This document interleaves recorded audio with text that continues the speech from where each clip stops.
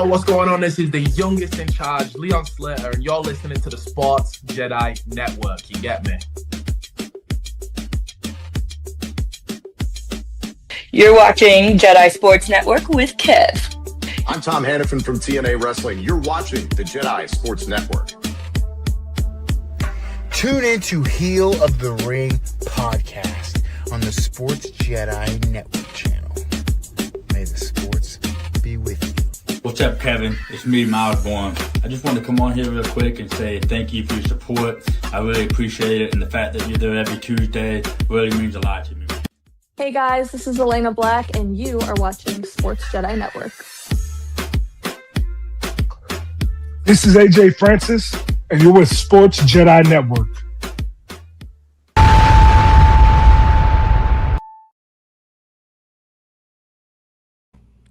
What's up, Sports Jedi Nation? Welcome back to the NXT Padawan Awaken podcast here on the Sports Jedi Media Network, Sports Jedi Network, all the different platforms that hear our voice. I am one half of tonight's host, BX Sports Jedi Kev, and a night that we're coming a wild day in professional wrestling.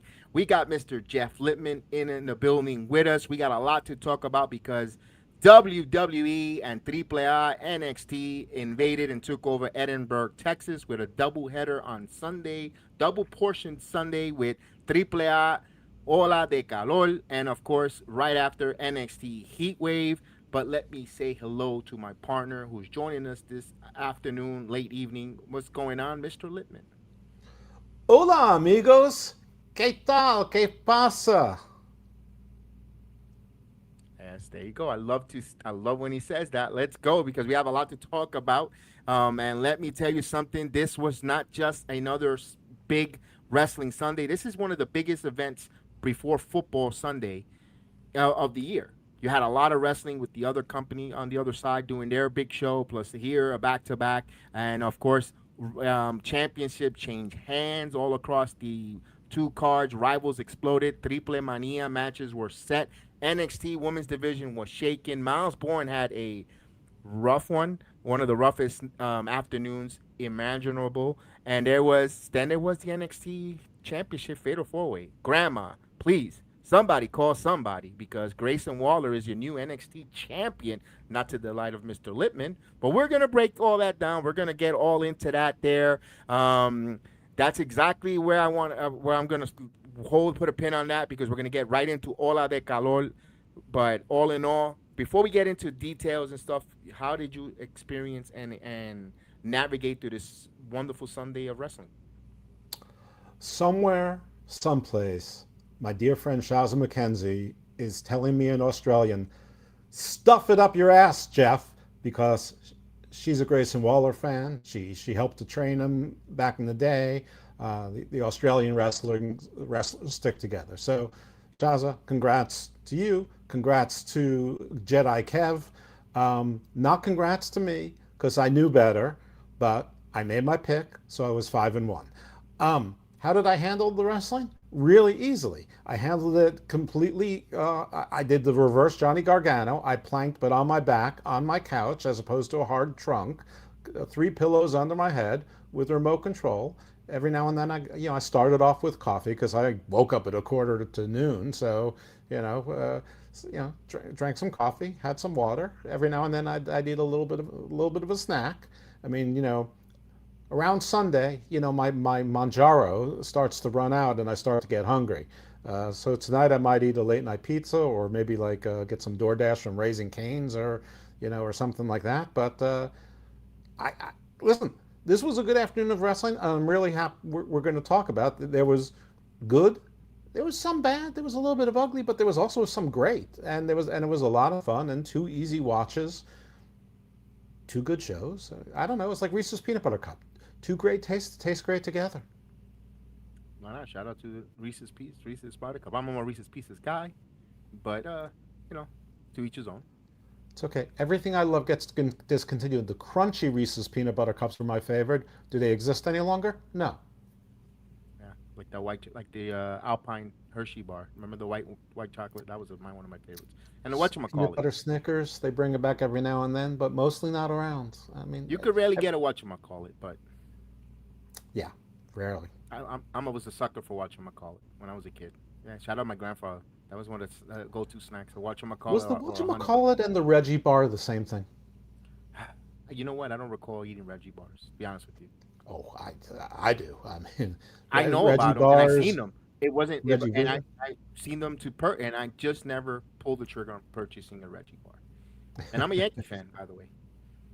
All right. Let's get into the wrestling. Let's not deter from our sugary diabetes regrets that we have in our lives. Let's get right into the AAA Ola de Calor. This is your full recap. It was the first part of the double header, and it was designed to establish a lot of different challengers, a lot of directions for AAA Mania, the official WWE recap. As we begin here, we set the tone off with a fun match, a 8-man tag, Mr. Iguana, Máscara Sagrada, the Noisy Boy, and Axiom taking on the team of Lince Dorado, Cruz del Toro, Joaquin Wild, Mini Obispo Negro.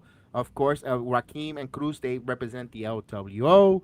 The match started with pure chaos, lucha libre style energy. The match featured rapid exchange, plenty of athletic sequences, but the finish came when Mr. Iguana used La Yesca, the puppet, to score victory over and get the victory over Cruz de Toro. I like this because I figured this was a fun, energetic match.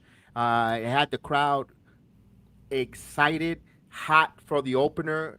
Pretty much follow this. People love to see the minis in there, and designed to get the crowd. It did its job, and Mr. Iguana continues to be AAA most entertaining persona. He is their Danhausen. He is their guy that they go to, that people want to see.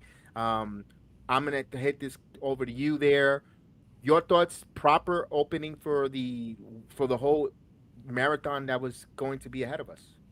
Well, the actual beginning of the show was actually, we're seeing Dirty Dominic Mysterio talking to Dorian about that they have a plan B now that Omos has been suspended. So I'm wondering what the plan B is. Usually if plan B is raised in like any other context, just know that it's not a normal conversation and reverse. Okay, this match, shout out to my podcast partner of the LFG review, the legendary Lufisto, who, by the way, we reviewed episode 17 this weekend and recorded it. I'm sure the Wrestling Soup will put that out after they do all their reviews of All In and whatever, so probably look for that Tuesday or Wednesday. We didn't get around to reviewing 18 yet, but we both watched it. What she's told me is what Conan told her, and he said, Lucha is silly. So I have to always get over that when I watch matches like this, because this was the, get the crowd hot and happy opening match. I did not much care for this match. I don't really care for Mr. Iguana. I was over him about the third time I saw him. Masquerita Dorada, I know people like him. For those who don't know, he's been one of the Mini-Housens. Axiom being in there, I think was interesting for him. I really expected this to be like sort of an expose for Noisy Boy to show just how good he is and to make him into like sort of their new, homegrown star, if in fact he is homegrown, but at least a AAA star at a AAA as opposed to a WWE person. On the other side, I was a little confused because the LWO, which was the quarters of this team, sort of in the heel position, and they're not exactly heels in my mind yet. They sort of bounce back and forth. I mean, they're almost like the Death Riders of AAA. No one pays attention. I have a real issue with Mini Abismo Negro because he's not a mini. Mini Abismo Negro is bigger than Johnny Gargano, like substantially. He's the same size as most of the people that were in this match. Not a mini, so it doesn't count. Not happy about that, but anyway, I did not get my expectation. Noisy Boy, when he was there, he showed out, but he was barely in it at all. And the match ended with basically an Ieska slap and Iguana getting the win. I thought this match was a big zero, but the crowd had fun. Yeah, I went by the crowd. I liked what the crowd, if the crowd, is anticipating, exciting. I understand the lucha libre style. I understand, I watch it and I get it. Sometimes I feel like the match, there was a time, like yourself, I was like, oh, this is really, they do all this and do that they do a little too much, but that's part of it because the crowd get it. I'm actually excited that the American was a U.S. crowd. I know that's what I'm saying. Edinburg is close to the Mexican border, but I mean, from the crowd's reaction, and the noise level. I paid, listen, some of it might be the difference between how YouTube broadcasts and how CW broadcasts, but the crowd seemed clearly louder to me for NXT. Those people paid to see the NXT card, not the AAA card. Rightfully so, but also this is what I could appreciate. No cambie quién son ustedes. That means don't change who you are, AAA. Just because you're bored under the feds, keep that tradition. Don't change anything from your company that people love. This company has been around for over more than 30 plus years. They're going to have their 34th Triple Mania. There is a rich history. Their first, and I love, and by the way, I got to say this. I'm going to say this many times. Tonight, for YouTube, for the broadcast team, they had they knocked it out of the park when it came from AAA. Normally, one of my big disconnects, and me and Chris have the same sentiment, maybe because we can understand both languages. The broadcast for AAA in English kind of sucks a little bit. And it's not because of Corey Graves or JBL. It's because of the translation from Rey Mysterio. They tried Sabio Vega. That was a big failure. It was terrible. They're not great translator. They're not great. Conan was the worst of them all. Conan was decent. Maybe because they got progressively worse, and then tonight, JBL and Corey Graves were knocking it out of the park. The references to certain moves, to the callback to Kirk. There was some Kirk Hennig rules, Stan Hansen reference. Great comparisons, and I love that they mentioned on the broadcast about their very first Triple Mania had over 48,000 people. So there is a trying to say they saved Mexican wrestling is what they said. They saved Mexican wrestling, and they were great on the part. And then also tonight, I forget her name. I got to get her name. Kaiser's fiance or girlfriend that's on the broadcast. Adriana. She did a great job translating. She did the best of all the people that could translate. She did the best. Yes, they need to keep her there. They need to keep her there. Absolutely. The only problem is they want to put her in the ring for ring announcing, but she barely did any of that tonight. So keep her. She didn't do any ringside interviews either or backstage interviews. So yeah, keep her there. You're absolutely right. Like the problem is they don't put the camera on the English commentary because they're not actually there. Right. so just Rey Mysterio. Just Rey Mysterio because we'll see him throughout the show coming out later on and so forth. Right. So he's actually there, and then you hear him on the microphone at times. So it's a little bit. Hopefully they could fix that, but that's a minor. Yeah, but I'm going to come up with a solution because the world has made this solution already, just not for this exact situation. But whenever there is hearing impaired translation, you see an American Sign Language or a sign language interpreter in a little box. In a little window. And that's what they do for her. Plus she can be standing looking sexy as hell in whatever dress she's wearing. So it's like a win-win for everyone.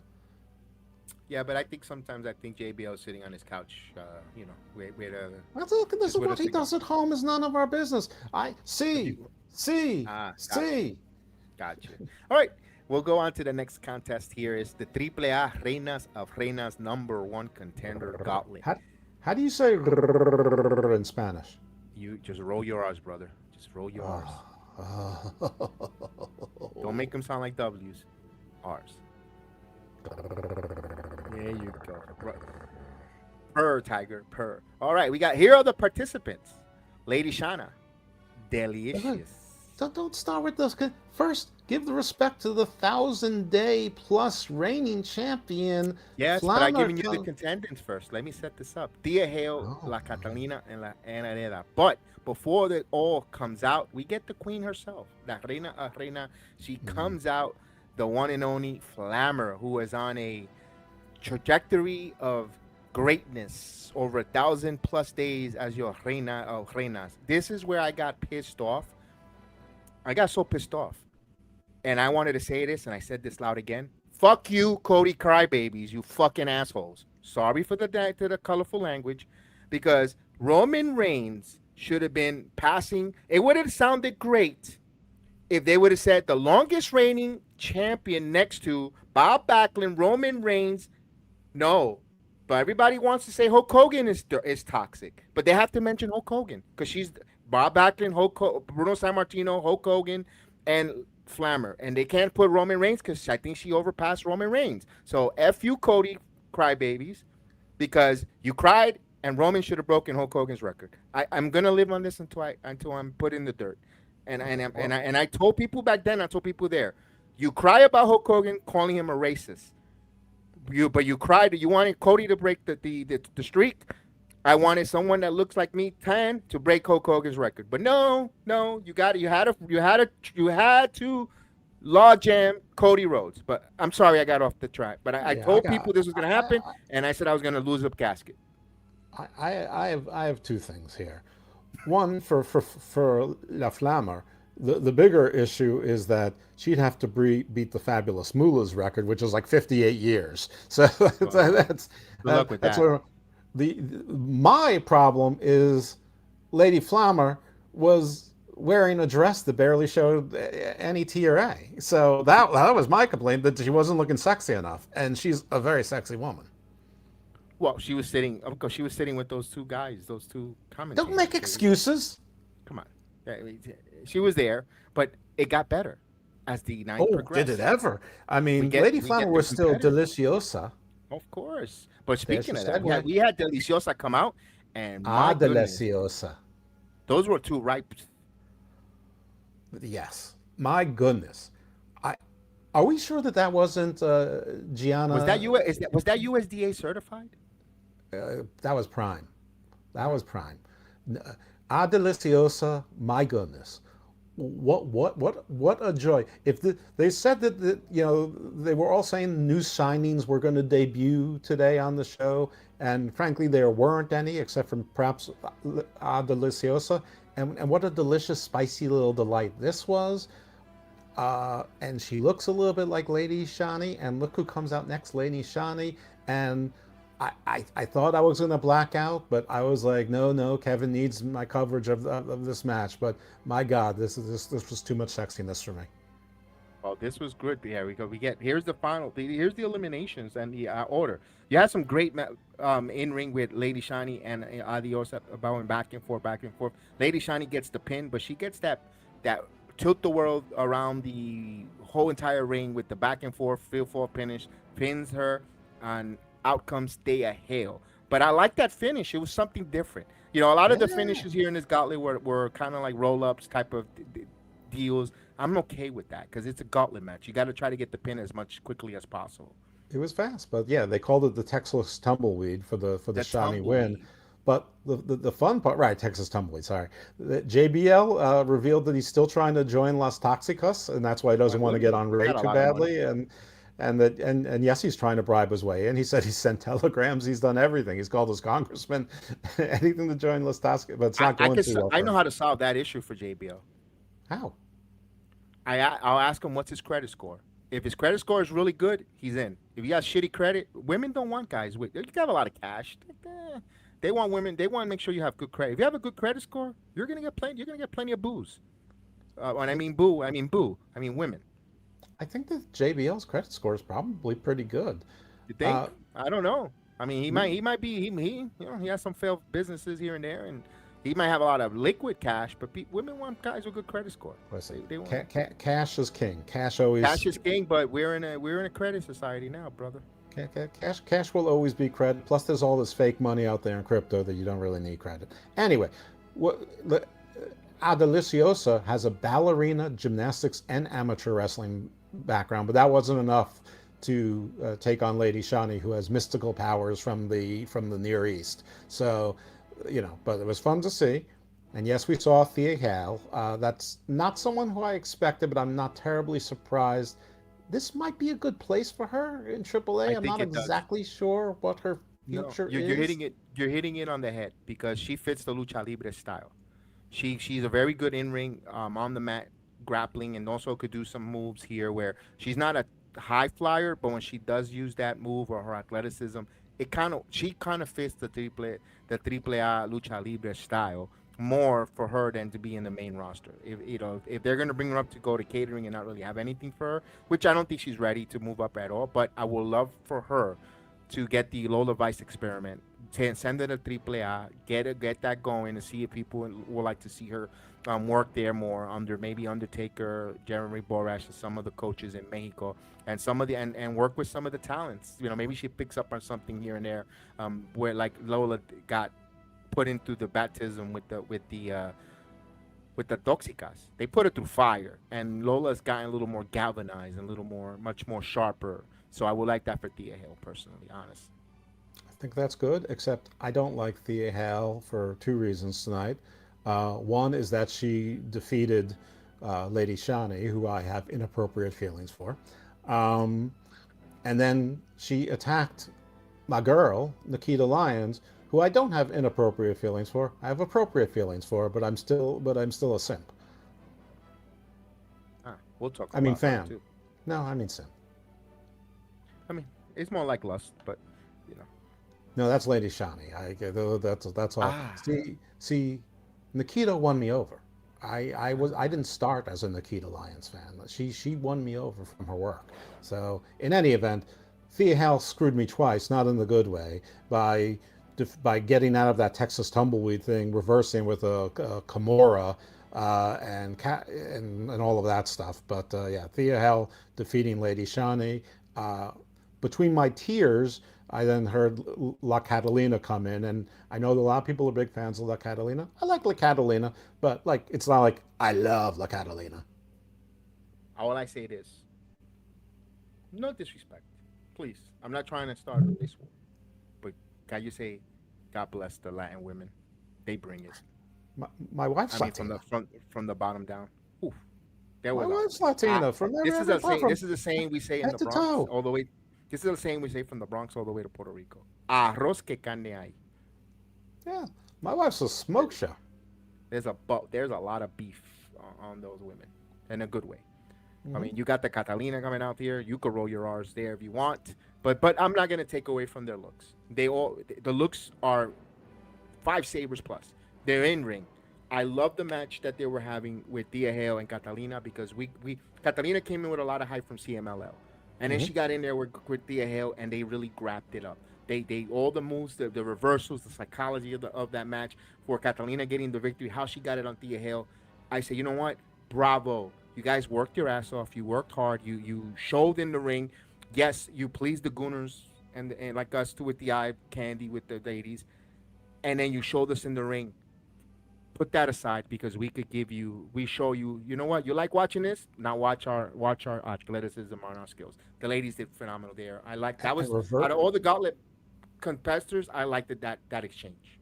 I thought the finish was great, reversing the Kimura into like an arch to reverse it for the win. That Northern Light suplex, yeah.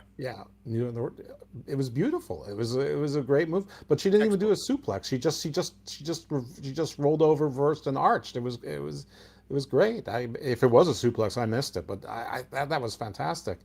And then, oh my God, a little controversy. Yes. More Las Toxicas. La Hiedra, one half of the intergender AAA tag team champions, comes out. Civil war possible. Flammer, who was inflappable the entire night, just stoically watching. All of a sudden, nobody told her. She didn't get the memo. Shook. She was shocked seeing her fellow Toxicas come out.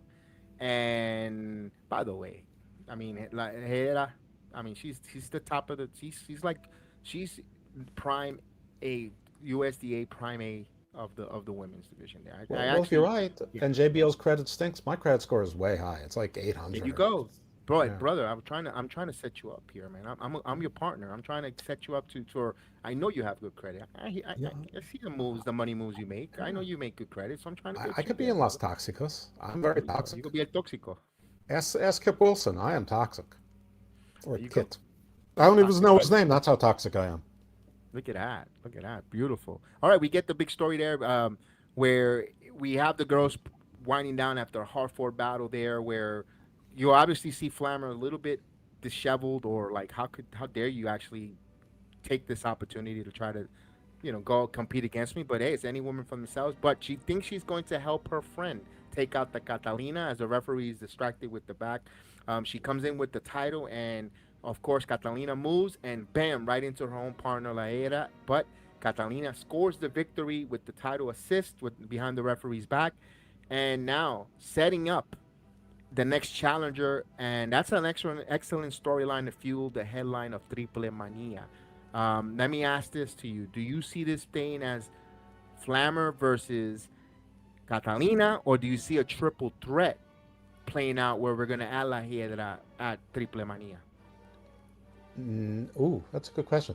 I see it as one-on-one where Las Tácticas break up due to the La Hiedra situation. Now, is that what they want us to think? Probably. So, but does that mean that's not where... I mean, one thing about WWE is that it tends to be predictable and give people what they want. It's just a question as to when they give them the expectation. So Bingo. Me going against the Grayson Waller thing was me going against my head, because that was the obvious choice. And especially in the TKO era, they do give you the obvious. It's just the when. I'm not sure. They cannot possibly be happy with YouTube. The amount of views live for YouTube, I mean, when it was something like 50 or 60,000 combined or whatever, it was lower than the pre-show for All In. So they can't possibly be happy with it. Now, I'm sure that tons of people are going to watch it during the course of the week, and probably by Wednesday it's going to be like 300,000 people have watched it. But still, they're looking to get TV is my point. So I think that they want to, get more publicity and whatever, and they want to get AAA a U.S. TV contract. I mean, I'm sure they're on TV already in Mexico and probably beyond. Yes, Fox Sports 1 in Mexico. Oh, okay. All right. So very cool. Anyway, but yeah, I'm going to go with one-on-one, but La Hiedra and, I don't know where the third lady is going to fit in. They were tag team partners, but who's her loyalty going to be with, or is she going to be like Steelers wheel stuck in the middle with you? Correct. Yeah, Chris, we're going to address that. That's a good question, Chris. We're on we're going to get into the heat wave right after Ola de Calor. Definitely want to get into that. That's a good question. I'm going to put a star on that one because I kind of want to get to that question on that, because yes, that you make a great legitimate point, and we'll get that to that portion on there. On there, we'll move on here. Of course, we got that set up here. We got AAA. The next contest is the AAA World Tag Team Champions. You have the War Raiders taking out Los Americanos, Rayo, and Bravo. The War Raiders were pushing hard by the Los Americanos. Bravo hitting Ivar with the airplane spin and attempting a diving headbutt, but Bravo appears to knock himself out on that landing. The War Raiders then took advantage. Eric had tossed a championship belt into the ring without the referee noticing, and Ivar positioned it in the title across his chest, and Bravo went for the diving headbutt and connected, but then the Viking Raiders took advantage of that miscue, and they retained their tag team titles belt, which I asked this question: was it dirty or absolute what the heel should do? But the beauty of the finish, are the War Raiders overpowering the Americanos, or outsmarted them, in your opinion? Outsmarted them. But my only question here is, why did SmackDown spoil the results of this match for a throwaway segment on SmackDown? This is where we've been saying on Saturday shows, and I've been on a soapbox. Tape wrestling in 2026 with all these live apps that goes everywhere, and I understand why WWE did that for Monday Night Raw and SmackDown for the next 2 weeks. They're in South America. They're in the South America tour. Time zones, time difference. Some of these, that's why they taped, so they could go do those tours. This is and it happens all across the board with TNA being taped for and even, by the way, Mondays at 6:00. Please tune in for Major League Wrestling MLW Fusion breakdown with, of course, this gentleman here, Mr. Lippman and Mr. Thomas. They will be on at 6:00 on Mondays, and they will be reviewing everything that happened over the weekend on Major League Wrestling MLW. But that's the problem with MLW as well, with TNA, NWA. They're all taped, and they're so far off, you lose the essence. And now when you have so many apps, so capability where you could even go live on YouTube, and I understand there's a venue and logistics. I understand that as well, but that's tough, and that's what's hurting us here. They kind of spoiled this. And also the even the commentators. We'll talk about that for the main event. But there's no excuse for the biggest company in the world. I get that. They could have put in that taped segment on Raw this Monday or next Friday on SmackDown. It's irrelevant. I mean, the Viking Raiders were, with the AAA titles. It doesn't matter whether it's on Raw or SmackDown. Priest and Truth aren't the SmackDown Tag Team Champions anymore. So there was no importance to putting it on SmackDown, or certainly that week. I mean, somebody should have figured it out and just said, we can cut this 3-minute segment from the show and put it. I mean, on Netflix, they don't have any requirement on how long to go. There's plenty of times where they do 147 minutes, so have it 151 minutes. Who gives a damn? I mean, for people who talk about brands and the brand splits and how it's never around or whatever, and it's barely around, there is no brand split any longer. I mean, it's WWE is running with a thinner roster now. So anyway, I think they spoiled it. I think the ending was fun. I do have a question. I mean, is Ryo, is that Marty Scurll? Because I saw the finger breaking move. I've never thought about put it together before, but I think that maybe that's Marty Scurll under that mask. No, I think he was I think he was a butch. Oh, okay. Maybe so. I don't know. Because I can't think of anyone else who ever broke fingers in wrestling. But okay, whatever. Someone's got to steal the move if you're kicked out of wrestling, 8 years ago for, reasons that are not so bad. All right. But yeah, no, I like it. I mean, it was a little bit weird when Bravo got stuck with Ivar in the fireman's carry and didn't seem to know what to do. That was a little bit awkward. But then he tried to do the spin, which was pretty impressive that you got him around 4.5 times, but he should have started that early.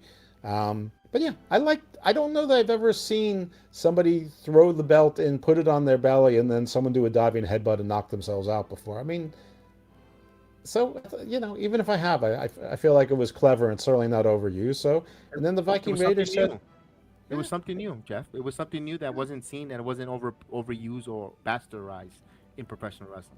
And they said by any means necessary, which we've heard other people say tonight with varying degrees of success, and the Vikings succeeded, and I think they work much better in AAA than they do in the United States. So anyway, this was a good fun match, and yeah, it was all fine. So yeah, I thought this was good.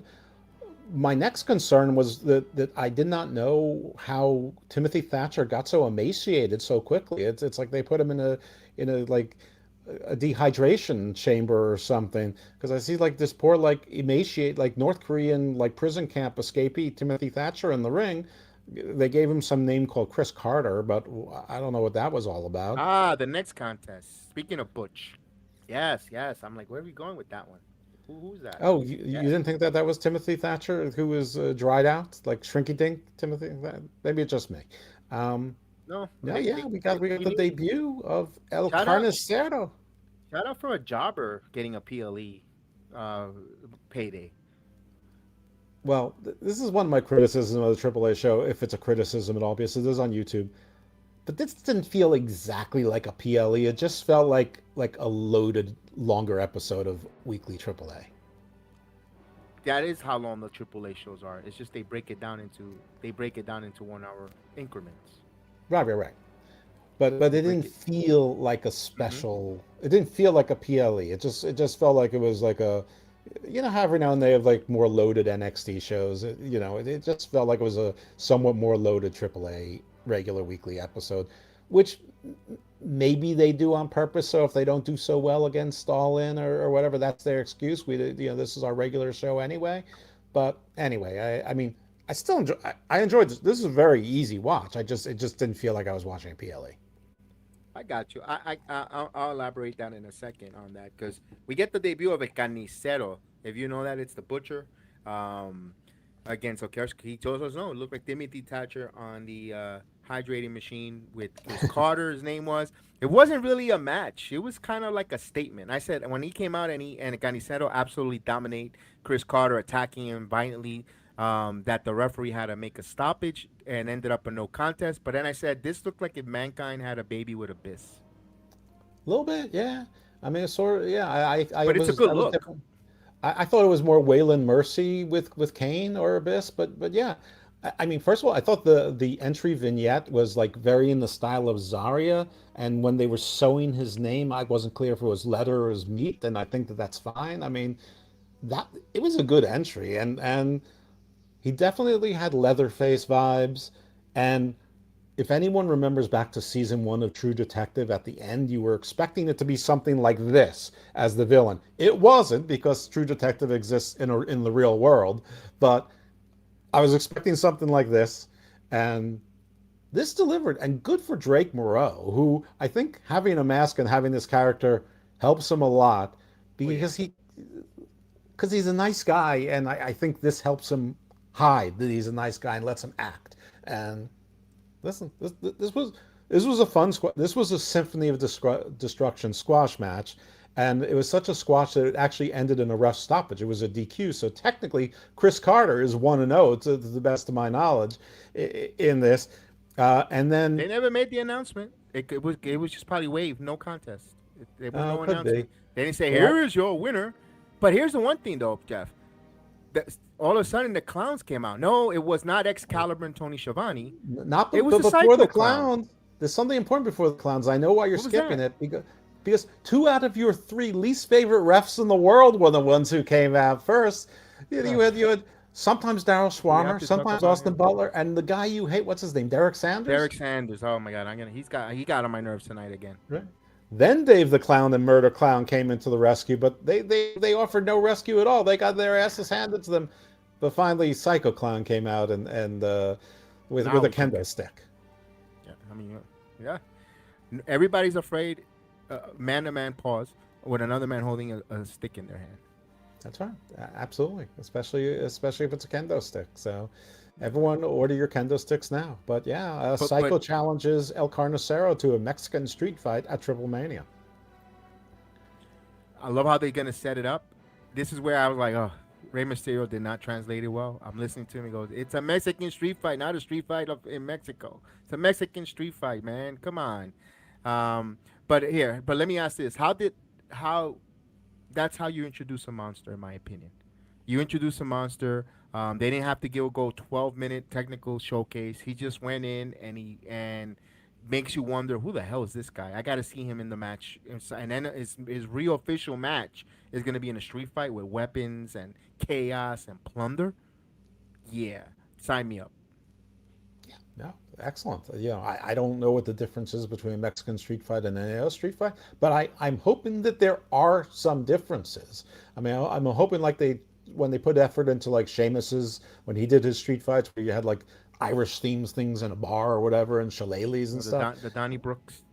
I hope they do something like that, as opposed to just the usual, garbage cans, sticks, kendo sticks, trash can lids, baking cooking sheet lids, just boring stuff like that. They need a tia with a taco truck so they could use it, and hit. Someone with a sandal to throw it. Yeah. Like, tias like, tamales, and, they could use the stale churros. Yeah, yes, they need a churro stand. Yeah, they need that. Hopefully they could do that for Triple Mania. I'm be interesting to see that. We got another match. We have which one could be the match of the weekend? If you're the match of the night, the match of the weekend, match of the year contender, if you want to say. You have the AAA Cruiserweight #1 contender match. Mini Vikingo, Nathan Frazier, one of our favorites, and you heard part of our Sports Jedi Network interview, Jack Cartwheel. This was pure athleticism showcase of the afternoon. All 3 competitors brought nothing but speed, aerial, offense, constant counters. But after all that, Mr. Lippman, the time limit draw. Got a lot of boos from the crowd. By the way, what are your favorite spots? If you did like this, what are your thoughts? Because I think you're not a fan of this one. I hate Mini Vikingo. In fact, not only do I hate Mini Vikingo, I hate Vikingo. Vikingo's already a mini. Mini Vikingo is absurd. He's everything I hate about wrestling. Now, let me clear this up. Not personally. I don't know the kid. I'm sure he's terrific. I'm sure he works really hard. I'm just not interested in seeing a 99-pound man do anything that can affect, another man of any sort of normal size. I'm just not interested, unless they move like the little contortionist from Ocean 11. That's interesting. But even that, he wasn't a fighter. He just did acrobatics to avoid laser sightings and things like that to steal something. But if you like this kind of match, it was certainly fun. The 20-minute time limit, that's a thing I like about AAA, that they keep to the time limit, so nothing is too long. We got, a lot of people out there saying, we're going to get 5 matches in 2 hours. No, we got 8 or 9 matches in 2 hours and 45 minutes. Like an old, pay-per-view where you actually got your money's worth, but it was for free as far as time was concerned. The funny thing is that Rey Mysterio seemed to be surprised about it. And someone was about to say, well, Rey, you're the GM. You can do something about that. And that's what I was thinking. But luckily, we didn't have to go there because we got interrupted by Rey Fenix coming out of Phoenix, who, decided to resolve this by saying, I don't want to fight any of you guys. I want to fight all of you guys. So don't worry, there's not a number 1 contender. It's a fatal 4-way for my ever so important AAA Cruiserweight Championship that I've been defending all over the goddamn universe. So it was a fine resolution. And, again, there are plenty of good spots. Nathan Frazier, really looked great in this. Of course, he normally looks great. I think, him and Axiom being in separate matches was probably good for both of them. Though they're a terrific tag team, they just don't really have the size for the main roster to, succeed consistently. Cartwheel, I actually thought was the standout of the match. I think Cartwheel held the match together for the most part. And I'm not just saying that because the news was broken on this very network. But he did. I noticed, I was noticing, throughout most of the match, it was him generally and actually delivering most of the offense and keeping the time and all of that. So, good match. My little, rant about Mini Vikingo aside, everyone can take that and file it in the you don't care file, unless you do, and that's fine. But yeah, good, fun match. And listen, to the extent the lucha is silly, I prefer this to La Yesca beating someone by hitting him with a puppet that has nothing in it. It's just empty fabric. Yeah, that's the levity of the professional wrestling. Look, that's how you turn a draw into something meaningful. Having Phoenix come out, say all you guys are worthy to be part of this. I would have loved them to make it a ladder match. Maybe they add that later on, or whatever the case is. But if it's just a straightaway fatal 4-way, I'm okay with that as well. It doesn't need to. Everything needs to be in a ladder anyway. But it's Triple Mania. You want to do something, but then you're borrowing. You're really copying with the WWE, and you want to give their own identity when it comes to Triple Mania. I don't know. I don't know really the history if they have had ladder matches to take the titles. That seems more WWE-ish type of deal. So if they go fatal 4-way with these gentlemen, straight up for that cruiserweight title. All I kept saying, and Jack Cartwheel, we know he signed to AAA, and I go, man, Nathan Frazier is incredible, and I seen him in NXT, and I know how good he is, how incredible he is. Like you said, I only wish he was 3 inches more taller. That's the downfall a lot of American male in the United States. They just needed 3 more inches, but for Nathan Frazier as well, he could have been a major megastar. I don't know if you realize what you just said, but okay. Of course. That's why they have extents. We can all use 3 inches more. But anyway, my only little gripe with trying to keep wrestling realer, you have the general manager right there who's in a quandary. You have Rey Fenix out there. Why couldn't Rey Mysterio walked up to Rey Fenix? They could have talked for a second, and then Rey Mysterio is like, I have the solution. And Rey Fenix is like, I agree, see. And then Rey Fenix could deliver his promo, and then Rey Mysterio goes, it's official.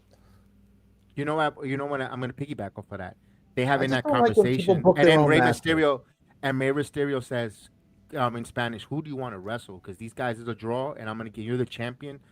You're the one that throws a challenge on which one of these 3 gentlemen you really want to get into the ring. And he goes, I can't pick. I don't want to wrestle none of them. I want to wrestle all of them. That would have been better if he was there and they were debating and like you mentioned just now, but he's asking Rey Fenix, who do you and pick? And then he would have came out with that answer, would have hit but maybe that's just fine tuning. Maybe they that was on the fly. I don't know. Yeah, you're right with that. It was a little bit of a But miss. on top of that, not only did Ray Phoenix book his own match, but he announced it would be on night 2 of Triple Mania. That's another one too. So is he? So he's not just booking his own match; he's booking the card. So And I already that's know who where it wins. should have been Rey Mysterio. That's where it should have been the GM, not Ray Yes. Phoenix. Anyway, And I listen, know who wins know already it's by the night of wrestling. the match. I already know who's going to win that match. I Yeah. already know. Yeah, and I don't, but I mean I think I do, but and I know it's wrestling. These things don't have to matter, but I like it if you take just like 4 more seconds to think about it and make it pretend like it does matter, because you have a GM there, and it's not like he was impotent the rest of the night. He's actually a very robust GM, as we're going to find out. Yeah, and like you said, they mentioned night number 1, by the way, for everyone, is going to be on a Friday, September 11th in Las Vegas, Nevada. Then they decide, which I tweeted about this, they're not going to do night number 2 Saturday night. They're going to give you a break in between, because we got to see the stupid super boxing Ryan Garcia, which, by the way, that commercial is the most annoying commercial in WWE television of all time. Shout out to Liv Morgan. I'm gonna borrow that from her, because that is the most annoying commercial with him. I had to tweet at them. Enough with the super boxing. We wrestling fans don't care about the boxing. We don't want it. We don't give a shit. We don't ram it down our throat. It's the same thing when Vince thought about IC Pro with the bodybuilding. Wrestling fans don't want to see bodybuilders. They want to see them in the ring. They want their wrestlers to look like bodybuilders, but they couldn't care less if they're picking up weights and how much they could pick up. We don't care. We want to see the graps. That's what they want. We don't want to care about Ryan Garcia, and that's why and by them telling us those dates, you kind of dictate who they're going to placate to what crowd and so forth. So we'll have our predictions and thoughts when Triple Mania comes close. I'll put a pin on. I know who's going to probably win by the meaning of the card.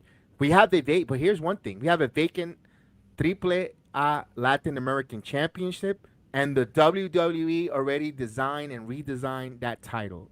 Just by them redesigning it, what an upgrade! Because AAA titles are hideous. I'm sorry. All AAA titles are hideous. I hope they revamp all their titles as Triple Mania comes along.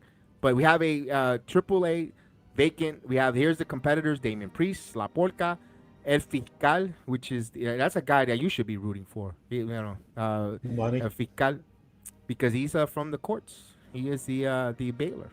Is that what Fiscal means? Yeah, fiscal. He's a prosecutor. Excuse me, prosecutor. El fiscal is he's the prosecutor. El hijo de Dr. Wagner Jr. This is one of the biggest championship at the moment of Ola de Calor. Damian Priest looked like he's about to take control, about to hit the south of heaven, and I'm over here waving my flag for the guy from the Bronx. But out of nowhere, Priest couldn't capitalize. La Porca attacks. La Porca hits a decisive bone breaker on El Fiscal and scores the 1, 2, 3. I was shocked that your new Latin American champion is La Porca. At that moment, Porca winning the championship completely changes the landscape, in my opinion, Mr. Lippman. Yeah. First, I want to agree with you. The new belt is beautiful. Hermoso. Yeah. Damian Priest the whole time was running like a heel. Did you notice that? Like yes. I really think he should join Los Perros del Mal, and it seems to me that they could use someone. I was surprised because I figured that WWE was going to do the WWE thing and have their guy win, but no, they had La Parca, who's I guess is the safe pick because he's very popular in Mexico. He doesn't really get much of a reaction in the U.S., but that's fine. It's a Mexican promotion, and I sort of like that Priest didn't win it because that would be the predictable thing. But I want to give a shout out to the prosecutor, El Fiscal, because he was the ring general in this match also. And I don't know, I thought it would be Priest or someone, but El Fiscal was running this match, and good for him. Good job. So, I don't. Okay, this is another shout out, not a plug for the other show on another network. Another shout out to Lufisto because doing 2 seasons of LFG reviews with her, I have really learned to watch wrestling in other ways through like a coach's and a professional's eye. Also a little bit with Mr. Thomas too, but it's not it's not the same exactly because LFG we're breaking down actual students. In any event, yeah, enjoyed this match. I thought this was a lot of fun and a nice little surprise at the end, and good for the for the hometown crowd in quotes, though I don't think the Edinburg, Texas crowd was as hometown for AAA as they were hoping. But yeah, good. Very good. Yeah, I thought Damien was going to win, but then when I saw La Porca win it, I go, you know what? It does make more sense because La Porca will be on all those different shows week after week. It's it's not a bad flight from Orlando to Mexico, to any other ciudad in Mexico. The Undertaker has to take it. The referees take it. Damien, I'm sorry to give you the cat out of the bag. He is a Central Florida native. He was from the Bronx, New York, but now he lives here. That's the same airport that they all got to go and yada yada. I said maybe that will work for Damian Priest here, but then how does that tie into the story that's happening on SmackDown or possibly moving to Raw? Who knows? So I'm happy that La Porca wins, and also La Porca's been showcased. We saw him at NXT in the number 1 contenders gauntlet match for the cruiserweight title. Then we saw him on the Roman Reigns tournament to try to be the number 1 contender to try to take on Roman Reigns. And Mexico City next Monday, not this Monday, the following Monday, and then he fell short. So they've been showing us on WWE television, NXT television of La Porca, and in Mexico he's over. He's the second iteration or reincarnation of La Porca gimmick. The next second guy under the mask, that guy is super over, and now he wins. I'm fine with it. I'm really fine. I think it does change the landscape. You keep it to there and so forth. I want to extend, though, my gripe about the SmackDown spoiling the match because of that, I was expecting R-Truth to be around and the Vikings to be involved, and they weren't. And I was pleasantly surprised that they weren't. That it was just a fatal 4-way with no DQ is chaotic enough as it is and doesn't need any of that. But it's also the perfect excuse to have all of that, without any DQ. And again, that segment on SmackDown was not only useless, but again, I thought it was detrimental. In any event, enough of that. We could move on to the next thing. But our next segment was the contract signing between El Grande and Dirty Dom, and I wanted to know what Plan B was going to be. Are we going to get almost under a mask? Are we going to get a second heater for Dom? Is Dom going to be revealed as the leader of El Perros? Will we finally see? I mean, Dorian used to have a faction called the Eye. Just a couple months ago, there were at least 3 other guys still around, but the other guys aren't around. El Ojo que ve mal. Messias, a couple other guys too. El Messia, Ricky Bandera, El Messia, and then I forgot who. Former Mil Muertes. Yeah, a couple other guys that didn't see them. I loved Dom coming. He dressed up. I mean, he looked like a cult leader. But Dorian, he wanted to talk to Ray about Omos's suspension. But actually, you're leading the show, so what am I going on about? He's leading. He wants the suspension lifted, and Omos then appears, and Rey Mysterio kind of confronts him. Little that he knows that he bought a ticket, and he was able to get there. But Rey lost his cool. Attacked. Omos will be reinstated, and then it leads to a match where Rey Mysterio announced that Rey is going to wrestle in Triple Mania against Omos. If Omos wins, he gets reinstated. A loss results from him permanently banned from AAA. Meanwhile, Dominic and Grande Mexicano championship confrontation becomes more volatile, as though they're building that up. Let me ask this to you though: did that take away from your Mega Campeonato with El Grande Americano and Dominic? Because it kind of felt like it got overshadowed because now the Hall of Famer is going to wrestle Omos with that huge stipulation, and kind of put the Mega Campeonato championship. We know that's been brewing and that's something that's been lingering. I kind of felt it put it back in a little bit of a back seat, in my opinion. Not to me, and I'll tell you why. One, we haven't talked about it yet. The arena was pretty dark during the AAA show, and my eyes aren't so good. Obviously, you can see I've got readers on, but that building wasn't full, and I think they expected it to be full, and it filled up as the night went on again for NXT. So I'm not sure how the sales are going for Triple Mania, especially on stateside. So I think Ray versus a giant, David versus Goliath with stakes, I think that's always a great addition. I mean, what's more fun than seeing a 5'4" guy against a 7'4" guy?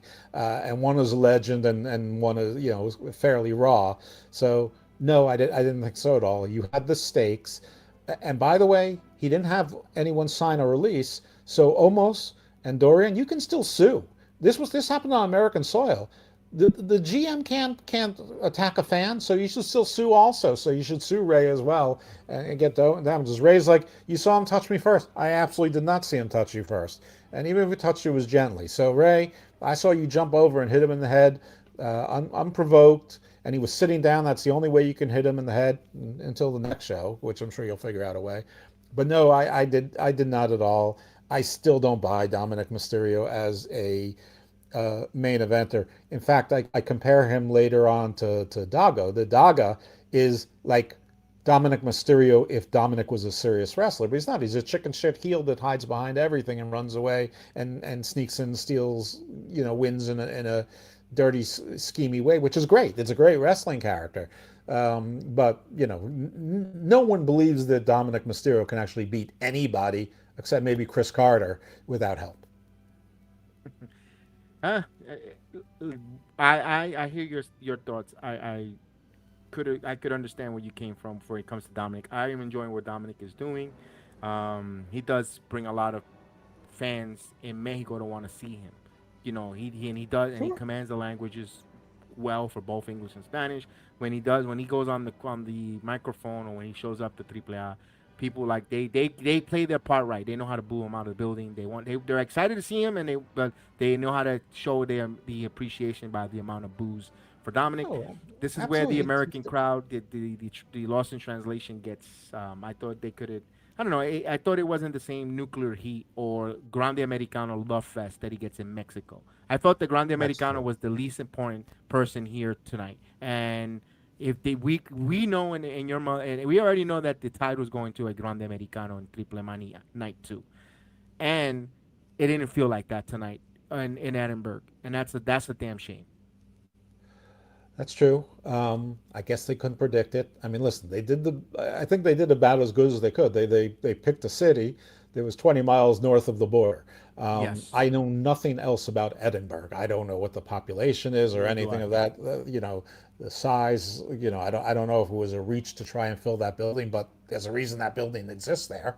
But in any event, I kind of put a curiosity. Why didn't it just go to El Paso? It's not. I don't know the geography of Texas. I know it's close to the border. Yeah, all that good stuff. But I kind of felt they could have went, and maybe because they're respecting their collaboration with. That's to me when I think of El Paso, I think of that's a TNA town. That's full blown TNA town. Maybe they didn't want to go to El Paso because of the main event on NXT. And maybe, but it's I don't know. I should have Googled it. The geographic, how close El Paso and Edinburg are from one another. But still, maybe that's a weird place because I never hear NXT or WWE ever go to Edinburg. Pretty far west. I think El Paso's far in western. But I never hear them go to that place before Edinburg. Why not then Houston? Oh. Why not San Antonio? Like that was a little odd. They picked that particular small city out of Texas that it's probably cheaper. Oh, 1,000%. 1,000%. It's a cost. But you're putting half your show on YouTube and the other half on CW, or who knows if CW pays what they pay for the PLEs. Maybe nothing. Maybe it's thrown in. I mean, things usually aren't for nothing. Correct. But nothing's been reported. I mean, this is a publicly traded company. Of course, if it's a nominal amount of money for 6 shows a year or whatever, it doesn't need to be reported. But somebody could find out. Somebody could ask. Somebody could ask a shareholder to ask the question. And then the shareholders entitled if we had journalists with accessibility to ask those questions. See, we're here, but they don't give us that accessibility. We've been reaching out. We have the credentials, but they don't give us. They don't open the door to us. We can't ask those questions. We will be asking those questions. We won't be shilling. maybe they see into the future. We can't let the Sports Jedi Media here to ask questions because they'll put us to the Well, ring. if anyone out there is a fund manager or works for Vanguard or something that is a major shareholder in TKO, just ask. Just do us a solid. Just send a letter. Go, hey, we want to know how much you're getting from CW for NXT PLEs. Thank you very much, important shareholder. And then just pass along the information to us. It's not confidential. It just doesn't have to be reported to the world. Like, it's probably somewhere buried in the prospectus. And I feel like a dunce because I didn't want to become. I should have bought shares when they first came public, and I was going to, and I had the money, and I did it. That's one of the biggest mistakes. Listen, I should have bought Bitcoin when I should have gotten Trump coin as soon as he did it because you knew it was going to go up and then dump it just like everyone else. I should have dumped it when Barron dumped it. But you know what they say. You know what they say. If my aunt had balls, she'll be my uncle. Well, depending on which aunt it is, you might not exist. I don't know. True. All right, let's get right into this main event. The main event of the night. It's a AAA trios. We got the Luchadors, Penta, Rey Fénix, Dragon Lee taking on the Perros del Mal with Daga, Alberto, and Humberto. This was a perfect main event for for Ola de Calor because, of course, Carmen Petrovich. Who could not forget about that? For those of you who think I don't like white girls, Carmen Petrovich looks scrumptious. You can have my portion. Thank you. Yes. That is what a kind co-host you are. Yes. But you have to lead share, host. You have to share. If you have a sister, you could pass it on. You're a charitable individual. You know what? I give up Nikita to you. Mm-mm. You can have her. You could have double portion. It's double portion Sundays. You can have double portion. I did say my Manjaro is wearing off, so for the week. Yes. Speaking of another blonde, Berto was blonded. Yeah, look at that, getting the highlights. Look at and Carmen was cowboy hatted up. I mean, this is El Perros de Mal. We're looking great. Yeah, but I would like to see her in a reverse position. Indeed, me too. Absolutely. So this was the perfect main event, in my opinion, to close out because you have name brand of the show. You've got Penta, you got Fénix. They're going to battle that on Monday for number one contender opportunity, and then Dragon Lee, who right now is on a very upper climb when his recent matches on Monday Night Raw. Where you see him wrestle, his matches are becoming now more talked about. His in work, and then the Perros del Mal, one of the fashion groups that is growing on AAA. You see them everywhere, and they're getting a lot of traction. So this was an interesting match because you have a lot of. This is the perfect 6 men to put there, and with Carmen Petrovich against Perros del Mal. The pace was ridiculous, though. This was a ridiculous pace, but I do felt that the match was a little quick. Because maybe they were running up to time when it came to Heatwave. The finish came when Alberto went airborne on Fénix, got the knees up, and connected with that Mexican muscle buster for the win. But the celebration did not last there. You didn't have the major happy ending because Los Perros del Mal attacked everyone after the bell, leaving the baby faces lay out. And that's the last thing you went off the air with Perros del Mal standing tall because Dios perdona, pero los perros don't. That means God forgives, but the dogs don't. I hated the end of this match. Really? Absolutely hated it. First of all, the Carmen was there. Uh-huh. She did nothing during the entire match. There were plenty of times where she was close enough and looked like she was going to grab someone's ankle or trip someone up when they're in the corner when the ref wasn't looking. None of that happened. I hate it when you create a new faction and they lose. I hate it even more when you create a new faction and they kick a guy out so quickly because he lost one match. They shouldn't have been doing a beatdown on the Lucha Brothers and Dragon Lee. They should have been doing a beatdown on each other. They should be kicking each other out because they lost their first match too. This stunk. Fénix and Penta and Dragon Lee didn't need to win. Fénix and Penta, they're facing each other in the tournament finals. There should have been some, tension there. We're brothers. We love each other. But what the fuck happened? We weren't on the same page. Even if they tried to do some sort of double move, it didn't work out. And Dragon Lee ate something like a double super kick by accident. Dragon Lee's eating lots of pins. It's fine. I mean, whatever trajectory he's on, it doesn't matter. He's never going to be your WWE champion. He's probably never going to be your WWE IC champion. I don't even think he's going to be your AAA mega champion. He's a good soldier. I just don't. So to me, Los Perros de Mal, cool shirts, but they're DOA. They do nothing. And I was talking all earlier about how Daga is Dom if Dom was a serious wrestler. I even typed that Daga wrestles more like heel Eddie Guerrero than all of the other people that they've compared heel to heel Eddie Guerrero over the last 20 years. But they lose.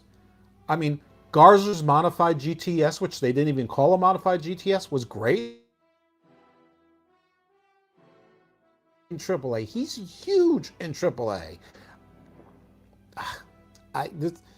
This just, and I know what it is. It's the faces. It's the star power. You want to raise their arms for your PLE, which is on YouTube in front of a crowd that paid to see NXT.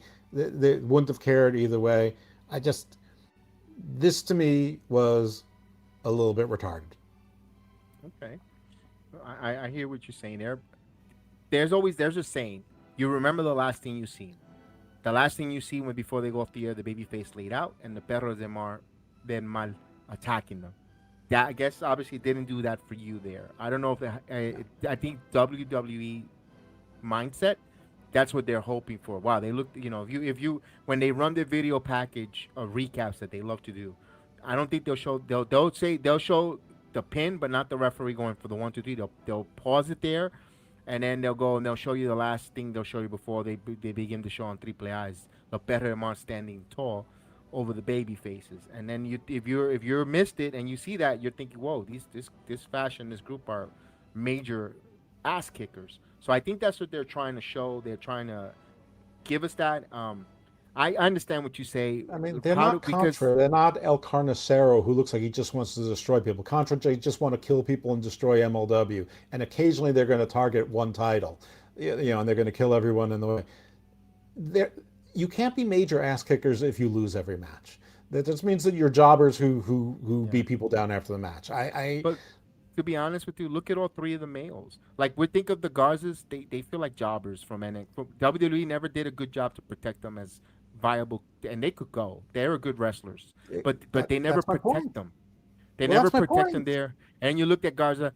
I understand why they took Bronco Lima out, because there's a bigger mission for him in the main roster with Royce Keys. We know that. They kind of need that, and like you mentioned earlier, maybe a Damian Priest could be that next guy to balance it out, to help them to take, be like, oh damn, more credibility. That's where something where Omos would have been something great there. But I understand Omos is doing this thing there. They need an enforcer, big guy there. Maybe they could call Mr. Thomas. Maybe how's good is his Spanish? Mr. Thomas, sure. His Spanish is great. He goes to Mexico all the time. He hablas muy bien. El Carnicero fits in with not caring about winning, just killing. All I'm saying is you're right. Need something along the lines. Well, you just spent a good amount of time rightfully saying they never treated the Garzas with respect consistently. Every now and then they gave them a title here or there or whatever. They even sent them down to NXT. They didn't win the NXT tag team titles when they came down there. They tried to do little so protect them now in this faction that's a cool faction, that's a throwback. You got the hot girl, you got the cool shirts, you got all this going on. And again, they could have won this match and it wouldn't have cost anyone a thing, and it would have made sense with the loggerheads, with the collision that's already booked between Penta and Phoenix. It would have made perfect sense for them to have some innocent miscommunication, but we're still brothers. We still talk to each other. We get close and each other, but then they hug. Whatever. But how are we ever supposed to take Los Garzas serious if we're not even serious in this faction? Again, I go back to 2 weeks ago where they beat up Bronco Nima for losing one match. Again, they should have been in a triangle and punching each other right there. In any event, I've talked plenty about what I didn't like about this show. I'll tell you what I liked. That we had plenty of matches. They were fast paced. It was fun. They built to longer matches during the course of the show. There were short breaks between the matches. WWE, you desperately need that. We don't need these 10-minute breaks between matches and then 15 minutes worth of entrances. Nobody wants that. I cannot imagine the people in the stands like that. I mean, I get it maybe for your main event with like Roman Reigns or whatever, but for everyone else, no one needs it. 5 minutes is fine. 120 seconds is fine, for God's sake. But it also built not just future AAA shows, but a little bit for WWE with the Raw tournament. But it built matches and storylines going into Triple Mania. So did all of that stuff well at the low cost of free. That's what I wrote on my notes. I said, man, because when we get to NXT portion, I love the way AAA Ola de Calor just played out. They need to use that format when it, I know people go, oh, it's YouTube. I like the best. You know what? I enjoyed it more than watching it on the CW. I swear to you, I hate the commercial ad placements on these because at least AAA, you got to see the whole entire match in its entirety, not in a picture-in-picture, not getting interrupted by a commercial break. You got to see the match. They made it feel, because I'm not going to diminish it was on YouTube. I felt like a PLE because of the way the flow, and you got to see the full match in full picture with no distractions, no nothing. I enjoy that. That's what I want to see there. That was one of my big takes, my big winner. Big winner, I thought La Porca being the North American champion. Of course, La Catalina becoming AAA Mania challengers. I'm surprised that the War Raiders retained their tag team titles. And I did not see the Rey Fenix huge fatal four-way at AAA Mania at making that a fatal four-way. But I understand you protect a lot of their acts there, and I thought when I first saw the match, I'll be honest with you, I thought Mini Vikingo was going to take the pin from someone, and I was like, I thought that going into the match. But then again, of course, Carnicero made immediately impact on his introduction. They brought in a character where wrestling is missing characters, with gimmicks and characters, and that's something. Let it be. I could see that gimmick making its way to the main roster, because it's going to work. That Blake Monroe, they found something for that kid, and he's going to really knock it out of the park. He's going to be like, oh damn, and he's going to be, I just hope they don't goofify it or try to change a little bit in the main roster. But that's not for us to worry right now. Go out there and take and make havoc on the AAA level. And of course, the great moment was that the biggest angle for me was Omos and Rey Mysterio for AAA Mania 34. The people are going to love it. The AAA, the fans that have been watching AAA Mania, they're going to love it. They're going to have a Rey Mysterio on a AAA Mania, regardless. And, of course, everyone loves a David and Goliath contest. And everyone's looking forward to that main event with the Mega Campeonato where Dominic and Grande Americano were finally getting enough time for talk. We're finally going to get some action for that title. And I thought, AAA Mania continues to be a hot program. Speaking of that, so it's so hot that I have to make an announcement. We will be now adding AAA into the roster of the Sports Jedi Media. We are going to be breaking and reviewing each and every Saturdays. It's the Lucha Vault with Miss Rain Wrestling and the Sports Jedi Kev.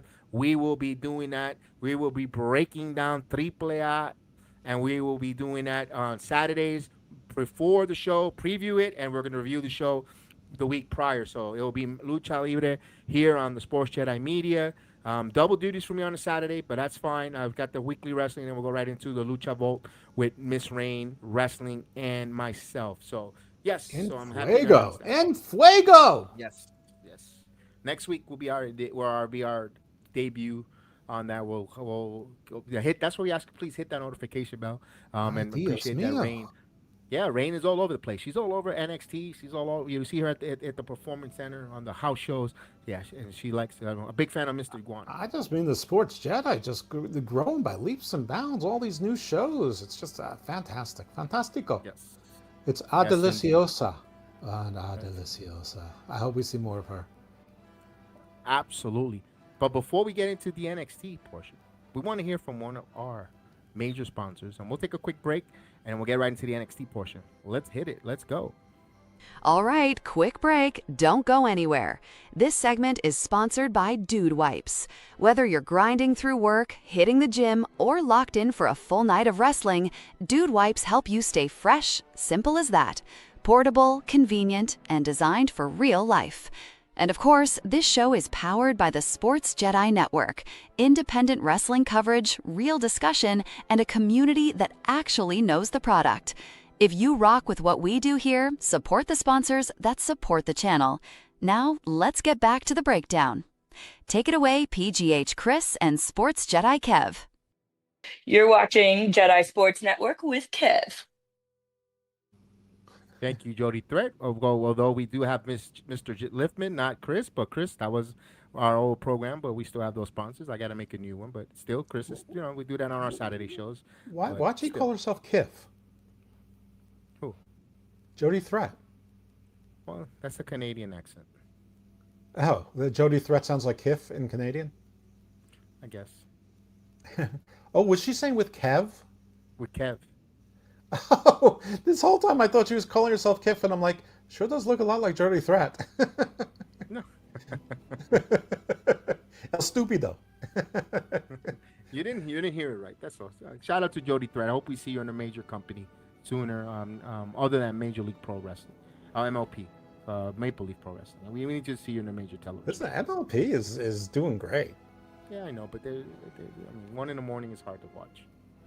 Well, yeah, that's true as well. But it seems like they get big names. Anyway, the reason that we switch places is because apparently I'm the lead of the NXT Heatwave portion of the show. One thing that we learned from the transition here, again, I mentioned it earlier. Anyway, by the way, if there's anyone who didn't join us for the AAA portion and just for the NXT, welcome. Thanks for being here. Hopefully you'll rewind back and check out the AAA at your leisure. But we learned a couple things. One, that the crowd was definitely here for NXT. I mean, unless there's just a difference in the volume and production from CW to YouTube, which I cannot rule out, but it was definitely much louder and the building seemed like it was filling up as the night went on. Killer card. We did learn that Damian Priest and Natty Neidhart don't add any butts to seats or any eyes to at least YouTube. I'm a little bit worried when the CW ratings come out, if they come out, based on what AAA was doing on YouTube. I'm not like Team NXT versus Team AEW, but I do watch NXT and I don't watch AEW, and I like to see NXT succeed, and I don't like to see it undercut itself for petty reasons. And it seems like if it's not succeeding here, it is for the petty reason of just counter programming All In when they easily could have put it on at night and had the night to themselves. Though I can understand that why you might think that All In might have gone for 11 hours, but it actually ended at a semi-normal time. People forget Wembley does in fact have a curfew. In any event, back to this. Vic Joseph, also breaking news, he was never in a fraternity, because he used the word frat. He talked about Vanity Project and if they're going to bring gold back to their frat house. So when I was in a fraternity, they drill into you that you don't call your country a see you next Tuesday, so you don't call your fraternity a frat. So Vic, while you seem like you should have been a fraternity boy, you clearly weren't, because no fraternity member, no brother says frat house. Okay, I'm being a pedantic douche right now. I get it. I understand. That's part of what comes with me. But Vic, I'm on to you. All right, enough about that. This show opens up with Zarya, the defending North American Women's Champion, versus Ren Sinclair with her speed title. It's a unification match, but they did point out that speed title time limits don't apply, which is great, versus Callie Too Strong Armstrong, the upstart, the newbie, the person who's been accelerated almost as fast as Kendal Gray from the first Evolve Women's Champion, the difference maker, somebody who you see her and you go, wow, star, and also someone that I inappropriately go for. So this started out, great way to start the match. Callie was so confident she was wearing her eyeglasses into the match. They were not sunglasses, they were eyeglasses. I don't remember exactly when they came off or fell off or whatever, but they were eyeglasses. Great start with trading blows and roll-ups. Just the nice combination of technical wrestling and sort of strong style, if you will. At some point, Callie did the pounce and hit Zarya, and then she ran around to do a second pounce, sort of like how Braun Breaker or Braun Strowman used to go, the choo-choo around the other side of the ring to get Ren Sinclair. But Ren Sinclair, who's so good at everything and so cute at everything, she's such the girl next door. And yes, when you were a teenager, you probably had a crush on your babysitter, and she would have been that babysitter. But she's just so naturally good with everybody. I realized that she was wearing like a Mexican themed, outfit, and that was cute too. But the point is, Ren Sinclair got out of the way, and Callie launched herself straight into the metal steps, injuring her arm, her shoulder. I wasn't sure if that was going to play a role during the rest of the match. Really didn't seem like it did. We got Zarya and Callie matching power and strikes, which was very impressive because Callie is a big, strong woman. Zarya is a bigger, probably stronger woman, but it's wrestling, so you want to make your powerhouses all feel like they're powerhouses. At some point, Callie actually broke the wrench, Ren Sinclair's wrench hold. What's the proper name of it? I know I asked you last week. I always forget. The wrench lock. The wrench lock. That's you think I can remember that, but guess what? By Tuesday, I'll have forgotten again. So, Hey, I'm a professional. At one point, Callie. So this was actually a very well booked match because Callie destroyed Ren on the outside. She walks back into the match, into the ring rather, walks right into a spear from Zarya, who then delivered the F5 for the 1-2-3. Zarya unified the titles. I guess Callie can say, you never beat me one-on-one. I guess Ren can say, I didn't even figure into the decision, the usual stuff. But I thought this match was very well booked. Everyone looked good. It was fun seeing the contrast from the Lucha Libre style, even with the WWE influence, to the NXT style, which has some distinctions from the WWE main roster style as well. And obviously I prefer the NXT style, though I've been somewhat iffy on the last 6 or 7 weeks of NXT programming. I'm going to say right from the outset that I thought that this Heatwave was the best NXT PLE in a long time. I don't remember enough shows. I'm not enough of a historian, but I thought this was much better than at least the last 3 or 4 shows that NXT were either PLE or special events. I love this show. Yeah, because it had star power. This NXT Heatwave had some star power. We'll break it down. We'll talk about all the different star power, and you start off opening you start the contest with 3 women that arguably could be the face of the women's division right now, or in the next going into 2027. If I tell you today, right now, on the last day, we got the 30th day of August, that these 3 ladies are going to be in the Iron Survivor deadline, you would have been like, I don't think anybody would debate me. No, I don't see them. I could see each one of these 3 ladies in that Iron Survivor with an opportunity to try to go for that, being the number 1 contender to take that stake at the women's NXT champion. I could say that right now. And by the way, this was a major moment for Zarya, because she stands on Heatwave holding both championship, immediately becomes one of the most dominant obstacles in women's division that looks like an obstacle. I mean, I don't think it's been a long time since we saw, Roxanne, great, scrumptious, delicious, cute. Her as the champion didn't feel like an obstacle. She was great. She was great in the ring. Mandy Rose didn't look like that either. Some of the past women's champion, Stephanie Becerra, even if she's a great wrestler, great look and all, even Julia, they didn't look like an obstacle. Zarya holding that title checks those boxes. Great win for her. Like you said, like you mentioned, where we will hear later on we heard from Ren later on that she didn't factor in the decision or on the outcome of the match, and she lost her title without even losing it. That could be something that they have in their back pocket. And so Kelly Armstrong, now they're 1-1 with Zarya and Kelly Armstrong. I thought when Kelly Armstrong went for that same way that she pinned her on Tuesday night, I was like, ooh, I'm glad she kicked out, because they revisit that, and this time Zarya was ready. So she's learning, she's getting better on her, not committing the same mistakes twice. I enjoy that as well. I thought the ladies worked well. And by the way, for Ren Sinclair, she is part of that part of South Texas, Southeast, Southwest Texas, where they were. She's a girl who was in Reality of Wrestling, Booker T school. She's from that. That's her region, home. So that's why an homage to home, and I loved her outfit. I thought she looked great. She's always looked great in anything she wears. All three ladies. I'm a big admirer of all three ladies. I'm a huge fan of Zarya, and the right lady won because that's how you book a monster. That's how you book a machine like that. I wish they would have done that with Jordan Grace and NXT because you could even believe it because where she came from, her pedigree on being a Knockouts champion and the way she looked. But hey, hopefully they don't squander this with Zarya going forward. Yeah, Jordan Grace has zero charisma though. But I agree on the Zarya thing. That's a different conversation. But the look, the eye test, the airport eye test. You see a Jordan Grace walk in the airport. You're like, she turns heads. Listen, you gotta see her in person.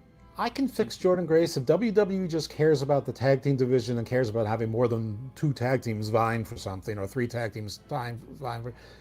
Put her and another forgotten one, Ivy Nile, together as the women's APA. Put Noam Dar as their manager and spokesperson. Problem solved. It'll get over. Or maybe even better, Kit Wilson as their spokesperson. Get him away from the Miz. Have him back them. It would be fantastic. In any event, I think the thing about the North American Women's title is that if there's a title in NXT that's been hot potato too much, it's been that one. You've had Izzy Dame, you've had Thea Hale, you've had Blake Monroe, you've had Sal Ruka. Yeah, I mean, there's been Tatum Paxley had it. Kelani Jordan. I mean, it's hard to name someone who hasn't had the North American title, women's North American title, since they've had it. Zarya feels like someone who's going to own it. What's that? She hasn't touched it. I think Jada Park hasn't touched it. Nah, she hasn't. Touching something else. But you're right. But she hasn't. Yeah. Yeah, but Zarya seems like she owns it. And since there really isn't room on the main roster, the way they book the main roster, keep her as a monster down there. Maybe she at some point holds all 3 titles at the same time, which I hope doesn't happen or doesn't last too long. But I wouldn't be opposed to it being there. In any event, right person won. And the interesting thing about Zarya is she gets a face reaction, but she's still a heel. She hasn't changed a thing about herself. And they're not trying to make her a face. Sean is not falling into the Triple H thing. If the crowd cheers, we're going to make them a face. No, there have been cool heels as long as I can remember wrestling. The Road Warriors, the Freebirds, Ric Flair. I mean, it goes over. Ox Baker, Billy Graham. You can have the NWO. Cool heels that people cheer because they were excited to see them, but they were still bad guys. That works in wrestling. Worked then. Triple H, it worked for you. Piper, yeah. But Triple H, when he came back from injuries twice, the 2 of the biggest pops I've ever heard in my life, he was a heel both times. So I don't understand why he's forgotten that, or maybe it's above his head. I'm not sure. But yeah, love this match. It was great. But the hardest working woman on the show tonight was Sarah Schreiber, who was not only doing backstage interviews, but was also running to studios to do commercials for jacuzzi tubs all through the show as well. So make that money, pal. That's at least right. We know she's gonna. At least we know how she ends her night in that jacuzzi tub. Yeah, I hope that they gave her a jacuzzi tub for free. So what I thought was going to be the first of 4 interviews with the 4 men in the Fatal 4-Way for the men's title really didn't go that way. But she did have an interview with Cruz Montana, who basically said that he belongs, he's chased his dream, and there's 3 guys trying to stop his mission, but they're not prepared to do what he's done, which is go to hell and back, which, I don't know, I feel like they've all sort of gone from hell and back, maybe not Grayson Waller really, but the others certainly. I mean, Tony D's been through it all. I mean, he's actually, murdered a couple of people, and had some others disappeared. Let me get into that interview from Cruz Montana. Please do, because he's your guy. This is why I identify with him. This is why I 100% got his back. 100%. Whatever he does, I am a major Uber fan. I'm not gonna say he's number 1 fan, but I admire and I adore and I love him because, see me here, I'm also a kid from the Bronx, from the projects, Rosnick projects. and where we're told we're not going to go anywhere. I have owned 2 homes. I've put my son through college, my older son. I've been married for 30 years. There's a lot of accomplishment. I've never been a WWE champion, but I have overcome from the Bronx that people say nothing good comes out of the Bronx. For Cruz, Montana, his story, where dealing with the sobriety, alcoholism, changing his life, going forward, doing it, and he has a motivation for his daughter, losing his father. I also lost my dad. He was working, fell off a roof, scaffold accident. The story resonates to me personally. It doesn't have to be for me, but there is a lot of us that look like Cruz, Montana, whether in the Bronx, South Philly, North Philly, Paterson, New Jersey, Connecticut, anywhere, or even in South Central LA. That's why we see that. That, you know what, you're giving hope where they stereotype you. It doesn't have to be Latino. It could be any. Even it could be in Flint, Michigan. It could be anywhere, not 8 Mile. But there, if you believe in your work, you could be where you at. I was so happy to see him in the WWE PLE. I know I saw him in TNA and all that. That's why now maybe I'm speaking my heart, because now you understand why I have like these blinders for Mike, because I want to see him succeed. It doesn't have to win every match, Jeff. But this is his story. I'm seeing. I lived it, but now I'm seeing it with another young man, and that's paying it forward. And I'm seeing that. And little by little, we're gonna, we'll keep striving to the top, and that's why I am a big fan of Jeff. Well, you didn't need to explain this to me, but I'm glad that you did, because I think that was great that came from the heart, and you told a little bit about yourself, and it's completely understandable how you relate to him, and that's great. That's what makes fans. That's what makes fans for life. That's why you've probably been supporting the guy for 15 or 20 years, and now you're happy to see him at, I mean, it's not the top, but it's, it may well be the top where he's at right now, and it's pretty close to the top. So yeah, all that was great, and his promo was fine. My only comment is that Tony D in character murdered Caden Cole, or Cole Caden, whatever his name was. You may have murdered Luca Crucifino, who might have been resurrected as a DJ, but seemed to be buried in the desert for a while there. And we're not sure what happened with Adriano Rizzo, but in any event, and Zilla Fatu, I mean, obviously Umaga's son, so he comes from wrestling royalty, but like Jacob, I think he's done some time. It's like it's not been a soft life for him either. In any event, comparing people's challenges and trying to diminish one to promote another is silly, because everyone walks their own path, and I think it's great that path resonates with you, and that's what makes, and you should be Montana forever. I think that's awesome. Damian Priest, I don't know. I'm not sold on the Damian Priest thing yet. What bothers me with Damian, he's from the Bronx, and he has the announcer says from New York City. That's why I also am more of a bigger fan of Cruz, because he comes as we don't. When he says Bronx. For us and from the boroughs, we have a little bit of pride. There's no shame. We all New Yorkers. We love that. But when you say you're from the Bronx, you're from the Bronx. Or you're from Brooklyn, you see Captain America. I'm from Brooklyn, kid. He likes to, saying he's from Brooklyn. We New Yorkers like to emphasize the borough we're in. And Damian, he playing the fence. I don't like that. I don't want people think I hate Damian. I mean, I've been watching Damian Priest since Damian 2012 Ring of Honor, when he was sort of like, doing an Undertaker thing. People say you hate Hangman Page. I'm like, I've been watching Hangman Page since like 2014. Yeah. So I don't know what you're talking about. I have more Bullet Club merchandise probably than any other merchandise that I have. In any event, not important. Moving on. Tavian Heights and Myles Borne defending their NXT Tag Team Champions against the Vanity Project. Vanity Project comes out first with Michael Lockwood, but no Heartbreak Drake. Is that going to play into the story? That was my question mark there. Booker was very unhappy that the champions came in separately with separate music. He's like, I always came out with my brother. And Vic goes, did you always come out with Goldust? And he's like, yes, we always came out together. And Vic goes, I remember something about 7-Eleven. So that was sort of an old school pull going about probably about 18 years or so ago. for those of you who are old enough to remember or watch wrestling reruns, which is probably most of you, Book thought that Life was going to slap Myles Borne in the face because he took on too much. And that was sort of the story of the night, sort of the subtext was, is Myles Borne doing too much? Is he giving too much of himself? Is he holding back during this match to preserve himself, to protect himself? Or is he not protecting himself? Checks and championships.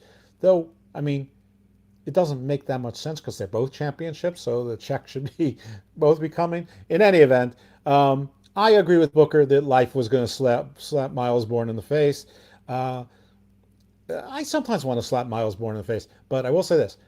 He may well have the best dropkick in professional wrestling today and maybe for a while. Back in the day, jumping Jim Brasel level dropkick. I was just because back in the day, that was a finisher. And I think that should be his finisher again, not the Borne again, which is just another version of a cutter. But in any event, that's not the important thing. Tavion showed out in this match. The man is a suplex machine. He was doing suplexes forever. Now, shout out to Alex Kane, who's like, a friend by the Transitive property and a Boomaye brother. He calls himself the suplex assassin. Indeed, he is. But I don't know that I've ever seen, not from Killer Cross, not from Kurt Angle, not from Chad Gable, not from Alex Hayes. I don't know that I've ever seen so many different variations in a suplex in one match from one guy that I saw from Tavion. Tavion has star written all over him, just somehow it hasn't been harnessed. Again, probably someone who could use a manager. But he needs a character. He needs a character, Mr. Lippman. He needs to speak. He needs a character. And that overzealous, gee golly, the world is gonna end. I'm gonna slice my veins open if I don't win. If I lose these titles, I don't know what to do. That's not working. They need a character. They need to find a character with Travion. I don't think he should talk at all. I think he should be like Steve Blackman or Lance Storm and almost never speak and have someone else speak for him. Yeah, but they didn't have a great career. Like Lance Storm was a good hand. I think. And Blackman was okay, was good, but he's also even for the Attitude Era, he's a little bit of his matches were a little charisma. Ken Shamrock didn't say much, most of the talk is when he was in the Union. I don't know. I don't think that's why he hasn't gotten into Hall of Fame. If you remember anything that Ken Shamrock spoke, he didn't get in the Hall of Fame because he's in a hostile position with WWE.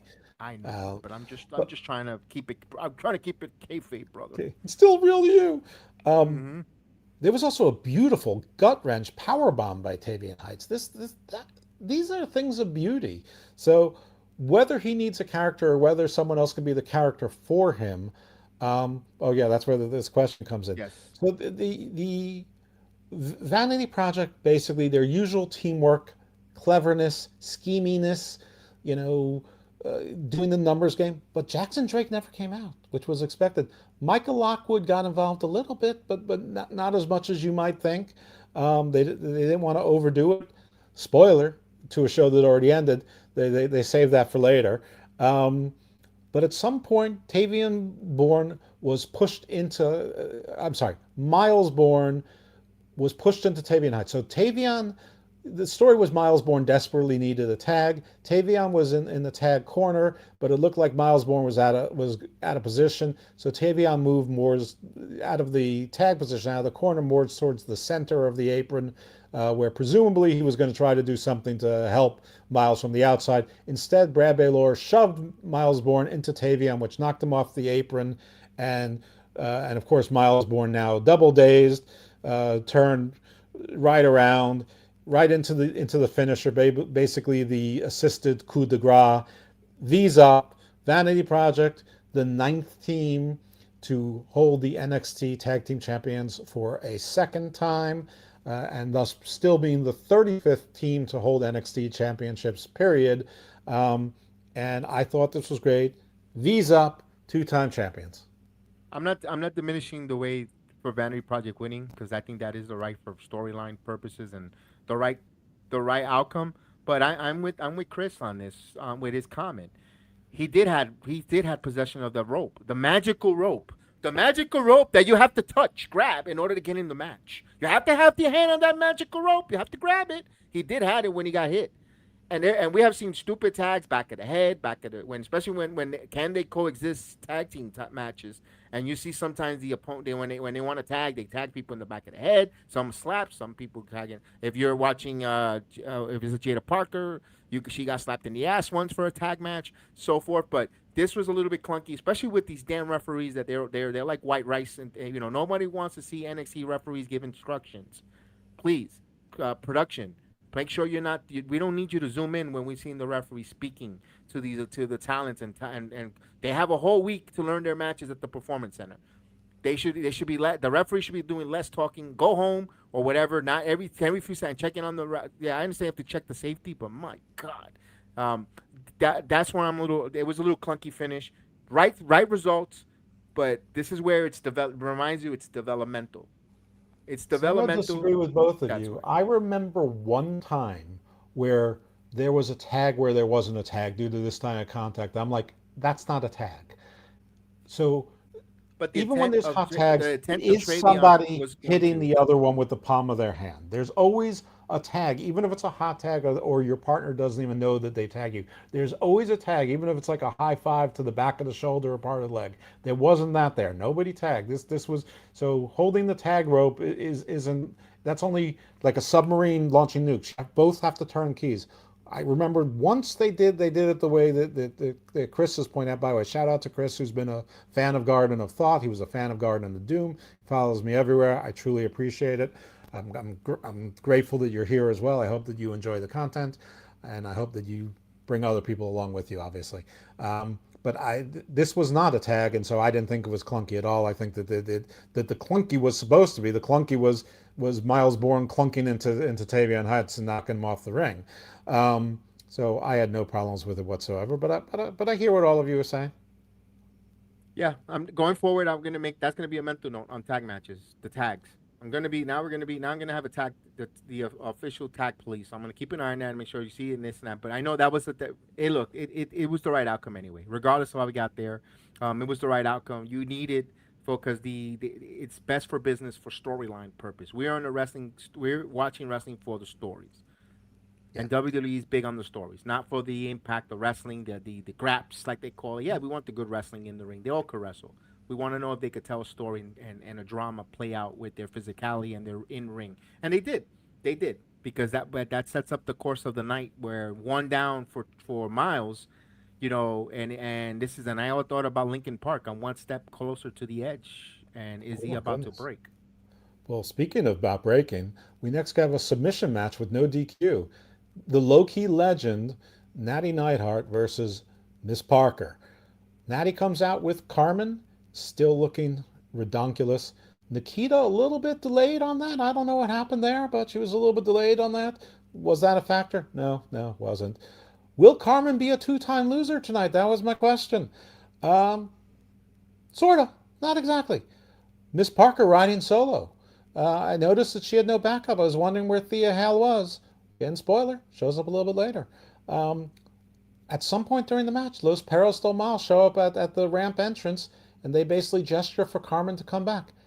Despite my criticism of what happened at the end of the AAA show, I like this aspect of it, going, if we're part of family, you got to choose which family you are. And it's interesting pulling a heel from one heel faction back to the other heel faction, the family. And I think that this was doing Carmen no good. I think it was doing Nikita no good. Everyone who watches the Padawan Awakens knows that I don't think that Natty really elevates anybody as a character, as a storyline. As a wrestler, as a coach, absolutely. But if you're going to keep the Perros, yeah, stop with this dividing thing, with the two stories. It didn't work with Bronco Nima. Why would it work here? Carmen listens. She goes back to her family.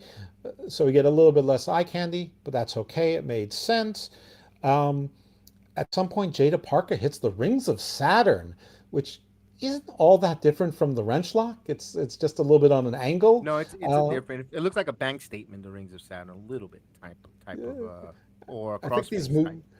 I think these moves sound more different than they look, but I hear what you're saying. You're right. It is a little bit like a bank. There is a little bit more wrenching of the neck involved as well. It's almost like a modified STF. But Natty gets her into the sharpshooter.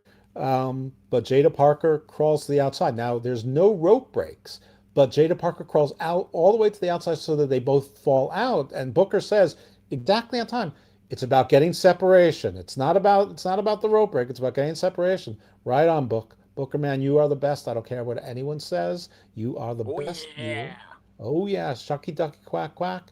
I ride with Booker. By the way, he's very rude. My son had the door open for him at Wawa's in Orlando. He didn't even say thank you. Very rude. Well, now I'm sad. Okay. Well, Booker, you're the best on TV. Maybe not so much everywhere else. I don't know. Or maybe your son tied his shoelaces together. Did you ever think about that? Anyway, at some point, Nikita hits. Well, it was at this point. Nikita hits a big black mass roundhouse and knocks Jada into next week. That was vicious. Her back kick. It's every bit as good as Xia Li's was, except she's never actually knocked Mercedes Martinez out. So maybe that's better. Maybe it's worse. Every bit as vicious as Aleister Malachi Black's Black Mass. And then Q Thea Halo came out in sort of street clothes and attacked Nikita, so they brawled to the back. So Jada's backup was there watching her from the back, watching her back. So that's all right. That's pretty cool. And, so now it makes double sense why she was also on the AAA show, because pay for one person instead of two. I know that people were thinking about, who from the main roster NXT it might be. I threw out there it might be Izzy Dame, who always seems to be put into matches. A lot of people thought Roxanne Perez, because she's from Texas. She hasn't been doing much on the main roster. Drake Moreau's her boyfriend, all that. Thea Hale, a little bit of a surprise, not a giant surprise, as we mentioned in the earlier show. But yeah, that was a good. So now it's 1-on-1. Jada hits a chop block to the back of Natty. So face doing a heel move, excellent. Trying to beat Natty at our own game. She puts her into the sharpshooter. Natty gets to the ropes, but no rope break, Natty. No rope break. And Jada pulls you back. Jada outthunk you. Outthunk the veteran. Outthunk the low-key legend. And Natty taps out. Jada Parker limps to the back with, doing the, it's my time. It's my time. Natty hopped up a little bit too quickly, walking without a limp, not really selling anything. Kind of looking like she was trying to give respect and nod, but it wasn't really clear. Natty, as usual, can't act. Hopefully that's the last we see of Natty. I hope she's not trying to recruit Jada to join Nikita. Natty, you can just, go back to doing what you're doing. Nikita don't need you. Carmen's got someone else. Jada passed the gatekeeper and now can go past the gate into the gates of the main roster. For whatever that's worth, we know it's worth at least $100,000 more. So that much we know it's worth. When you mentioned, I was waiting for you to finish on that one with Carmen Petrovich and the Perro de Mud comes out. You said, it was a little bit of a weird to see a heel take away another heel from a fashion group, but they came out when they were doing the most goofiest celebration, like a little bit of ring around the rosy for two baby faces, for two heels. They came out and they snapped her into being a heel again. Like, cut the crap. You know what? Now come with us. I like the way that dynamic and that aspect. We're a group. You don't need to be ring around the rosy with Nikita. Come on back. We're gonna ring you back in. We got something more. We got more work, more important to do to regroup. I kind of like that. That part there. That's what I like. I said, you're right. Good. All right. I understand.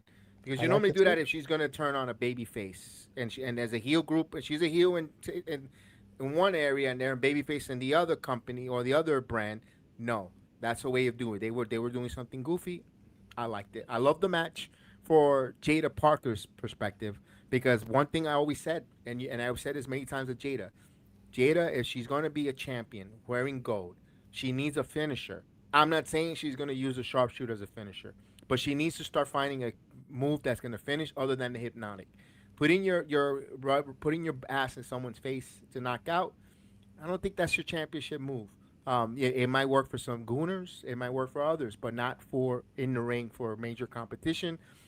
She's also adding more versatility into her in ring. I like the fact that she didn't. That was one of the most nicest sharpshooter for both ladies, but especially for Jada because she squatted and went down. You see a lot of people that half-ass the sharpshooter, they're standing flat up. I understand it sometimes to let the wrestler catwalk towards the rope break, but I like that she sat on all the times down and she wasn't that crutch. That's the way you sell both ladies. That's the way you sell a sharpshooter. If you're going to use it, you're going to do it. You're going to put some respect in the move, and I got to give kudos to those ladies there. Wasn't my cup of coffee going into it. But I had open mind, and it was a good match. It overshot my expectations of that match. Yeah. Again, as usual, those points. One point is the thing with Perros de Mal. How much more impactful would that have been if they had won? As opposed to coming off as people who lose all the time, who just think they're badasses. Good point. Number two. I think that maybe what Natty was trying to convey is a passing of the torch, and I think the sharpshooter is going to be Jada Parker's finisher going forward, or at least will sometime. And that was Natty's way of saying, you have my permission to use my move going forward. Let's hope because one, Uncle Brett, he's a curmudgeon man, but he also likes the sisters, so maybe he allows that move to be used for Jada Parker, get his blessing going forward. And if Jada continues to execute the move and properly the way she did that there, I'm for it. Why not? Why not? Because she put that move in and she sold it and she drenched. I'm a big sucker for that. I want to see someone get in there and really, I'm all for it. If that's going to be a move forward, check. D1 soccer player, strong legs. Yeah, she's got those strong legs. There's no doubt about it. All right, on to we see Ren with Kendal. Kendal's ear is still damaged. They make sure we know that her equilibrium is still a little bit off. Ren points out she wants to get her title back, or now the unified title, and Kendal's like, you will, don't worry about it. And they make a reference to they've got cake, a big cake. They're going to eat some cake later on together. So we get Kelani, Jordan versus Kendal Gray. Okay. I knew that this match was going to end with badly for Kendal when she took her straps off way too early in the match. That was the cue to me. The things that was way too soon to go strapless. But it was good because they traded different injuries. They definitely didn't let us forget about the ear injury to Kendal. But at some point, Kelani came off the top rope. Missed the move, landed on her feet, and went into the somersault. But she teased that she tweaked her ankle, like she turned her ankle, and so she was selling that. So both of them, you could see both of them had injuries and targets that were going to be. They would protect them if there was a loss or whatever the case. So very clever in doing that. Kendal at some point was thrown off the top turnbuckle into the announce table. That was like a 20-foot fall down and like a 10 to 15 foot horizontally, and of course straight into the side of her head. So hitting that ear, re-injuring the ear. There was a point where Kelani Jordan kicked her sort of in the cheek where they said it was straight in the ear. Not exactly, but close enough. I mean, if your inner ear is damaged, the jaw bone's connected to the ear bone and all that stuff. So close enough for government work. Kendal also had a modified GTS at some point, which, by the way, looked better than CM Punk's GTS these days, and certainly better than Kenta's. Of course, Kenta's 112 pounds, so he's not strong enough to do it on actual size people. Sorry, Kenta, no offense. South Texas or not, these people paid to see NXT, or they turned the volume up. But I don't think so. I didn't notice any difference in like anything other than more cheering, more clapping, and I think more people in the building. Kelani hit a 450 for a 2 count. She hit her one-of-a-kind moonsault for a 2 count. Kendal Gray hit a Shades of Gray out of nowhere for a 2 count. Kendal, she did a back elbow, but where she missed, and she back elbowed her own self out of the ring. Her momentum carried her right out of the ring, and she fell on her head. Kelani then threw her into the steel tables, side of her head, into the ear, And then she hits the one-of-a-kind moonsault again, which she hit a couple times, missed a couple times, but she kept going back to it. New champion, 1, 2, 3, wins clean, no outside interference, no Reina Volcan coming in or anything like that. Ooh. Just exactly. This was. I thought this was a beautiful match. I know that you mentioned earlier the match of the night might have been that cruiserweight #1 contender match. This to me was the match of the night. I doubt Dave Meltzer watched it. I doubt he's going to watch it. I doubt he's going to give it star ratings. I don't care about Dave Meltzer's star ratings, but so many people talk about them. This to me, I don't give ratings normally, but if I was someone who would, I'd give this a 5-star rating. This was my match. No, 5 sabers. On the Sports Jedi Media, we use saber metric. Oh, sabers because of the light. I thought that was just a Hoss thing, and I don't want to steal his stuff. No, that's the Sports Jedi trademark. Okay, 5 sabers then. Five sabers. Which color? Green or red? Or I'm blue? a Luke Skywalker fan. I'm a big green. Okay, all right. 5 green sabers for me. Match that Kelani but Jordan. You're a Jedi master. You could be purple or yellow or white. All right, then I'm going to go with purple. I'm going to go with the highfalutin. I'm going to go with the hoi polloi. Kelani Jordan finally getting her shot, hit it on one, unlike her husband who says he doesn't miss but often does. Kelani didn't miss. This is great. I loved it. I'm gonna tell you this. I'm so happy for Kelani. I was in the building when they announced, when they brought her out as a signee with the girls, with Jakara. They come out. They used to do that when they had their new signing class. They will introduce her to the NXT crowd, and they come out with their government names, and before they get their stage name, hey, this is the new recruiting class coming into the performance center, all that stuff. So I remember seeing her there. Remember being in the building to seeing her very first match, seeing everything that she bought when she won the inaugural champion. At that time, I'm not gonna be a hypocrite. I wasn't rooting for her. I want to be the inaugural champion, but seeing her win it, that was a great accomplishment in her career. Seeing her in NXT grow, seeing her defending that title, then winning the TNA Knockouts title, another belt in her notch. Then watching her at live defending it when she was working for TNA as the Knockouts champion, defending it in Full Sail. Then watching her now winning the NXT Women's title. Great moment, great accomplishment for Kelani Jordan. I really enjoyed the journey watching her, and that's what it's about. When you watch wrestlers, whether you're watching them in the independent scene, and then on their way to Evolve, and then you see them from Evolve to NXT roster, then make their debut on NXT in Raw, SmackDown, you feel great because you invested a good journey. The sky's the limit for Kelani Jordan. She checks the box, and like my friend Bobby will say, when she does this, when she puts the crown, put that crown on. You're his queen, and she did that tonight. Put that crown on, Kelani. I love it. We know your time in NXT is coming to a little bit of an end, but while you're here, we're enjoying the crap out of you.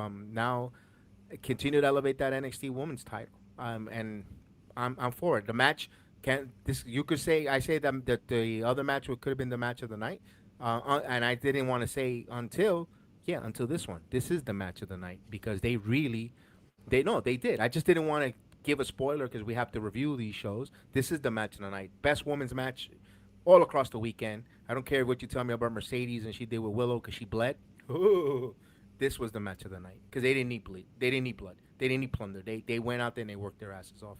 And these are ladies who are supposed to be independent, and they worked their ass off. I bleed every time I shave my neck. Big deal. All right. No, I agree. So next we get Sarah Schreiber with Robert Stone, and he really has nothing to say until he gets to the point that the next NXT PLE is Halloween Havoc, and in fact will fall on Halloween night, which is a Saturday night. I wonder if that's counter-programming an AEW pay-per-view. I truly hope it's not. But anyway, cool. I think that's. Let me ask this question: how is it if you own the right to a name Halloween Havoc? How is it? Isn't it AEW counter-programming anything that's on Halloween because you own Halloween Havoc? Even if you put that PLE Halloween Havoc, you own it. You are the Havoc. I will watch a PLE on Halloween about Halloween Havoc of wrestling. No, I mean, counter programming is putting a program on against your competition, for no other reason except to put it on against your competition. Like Now, it tonight? falls on Halloween and it's a Saturday, and that's fine, but there's been plenty of Halloween Havocs that haven't been on Halloween, but it's I know. great. I mean, I'm being listen, contrarian. I'm being hopefully it contrarian. isn't, so that there's no, further discussion or debate about it. And I think it would be nice. For me, who's someone who cares about ratings and the business aspects, I would like to see the actual ratings for a CW PLE event which is uncontested by other wrestling. I would just like to see, what is the audience for a PLE? Is it more than weekly NXT? Is it less than weekly NXT? Is it the same? I don't know. I'd like to think it would be more. So I would like to know these things. You'll be surprised, no. And you think this is free. And when I see the ratings come out since they've been on the CW, airing these shows at no cost, I'm very surprised, because this is over the air antenna. This is where you could put little Timmy to watch it without costing you $1. Hey, go entertain yourself for 3 hours. Or even the dudes that are dating a singles mom. Put on the CW and then hey, we're gonna go have a conversation in the room. You could find an RCA from 1974 and roll up 2 pieces of tinfoil and attach it to the top and get the CW network. Just plug it in. That advice is free, by the way, for all those guys that dating single moms. Right. But yeah, I would like to see that and see it without there being. And I don't want to hear everyone telling me it's on the ESPN Plus app and it's on Tubi next day. I know all of these things. I don't play with the Max thing either, except the foolishness of BJ Bethel, who's been exposed as a fraud, saying 500,000 on Max. That is, while it is not impossible, there is. Every success that HBO has, they always tell you how many viewers there are across their platforms, whether it's Lanterns, whether it's White Lotus, whether it's House of Dragon, Hacks. You can always find out. They don't hide successes. Anyway, usually, even the NFL, when it's on streaming and network. They knew how many people were watching Game of Thrones. They know. They know how to measure the metrics. They know They know how many people are watching for how many seconds. In any event, they don't know how many people are in a house, but they know the granular actual viewing. But even like your top sports, if something is simulcast on a network, terrestrial cable, or a regular TV and streaming, even the most popular brands in the world, like the NBA and the NFL, do not exceed 17%. So don't tell me you almost have a 1-to-1 or 70% more people are watching on Max, something that most people have to pay extra for. Wrestling fans are the cheapest fans on earth. Okay, all right. I'm done with this little time. I would like to know for academic purposes. In any event, we then go into a Naraku promo. I was starting to hit my fast forward, and I'm like, no, I have to cover this with Kevin. I'm a professional. I can't do that. So Naraku, definitely it's going to be a Red Mist versus Raccoon Mist event here. Naraku, I still, his laugh, ha ha ha. I mean, just whatever. Again, I'm sorry, this sounds terrible. Just put him in a box. Put return to sender. I'm not sure the posters expired. Just send them on back. Even if you have to pay the reverse tariff, I know we're in tariff war. Just pay the extra 30%. Send them back. Oh, well, at this point, I went to go. I missed that because I went to go get some dumplings. Oh, okay. Well, so then you couldn't have been mad at me if I skipped it. Next, we have Borne and Tavian Heights in the locker room. Conspicuously empty, just them. No one wants to be around their sad asses. A little bit of woe is me by Tavian Heights, but then he rallies, says, "We're going to do whatever it takes, brother, to keep that North American title around your waist." And Myles is like, "Yep, we're going to do that. Absolutely, one match at a time." Let me ask this about that. When you saw them say that in that backstage, did you feel like somebody was going to be a turn on at that point? Not without spoiling it, who was? But did you feel someone was going to turn that tonight?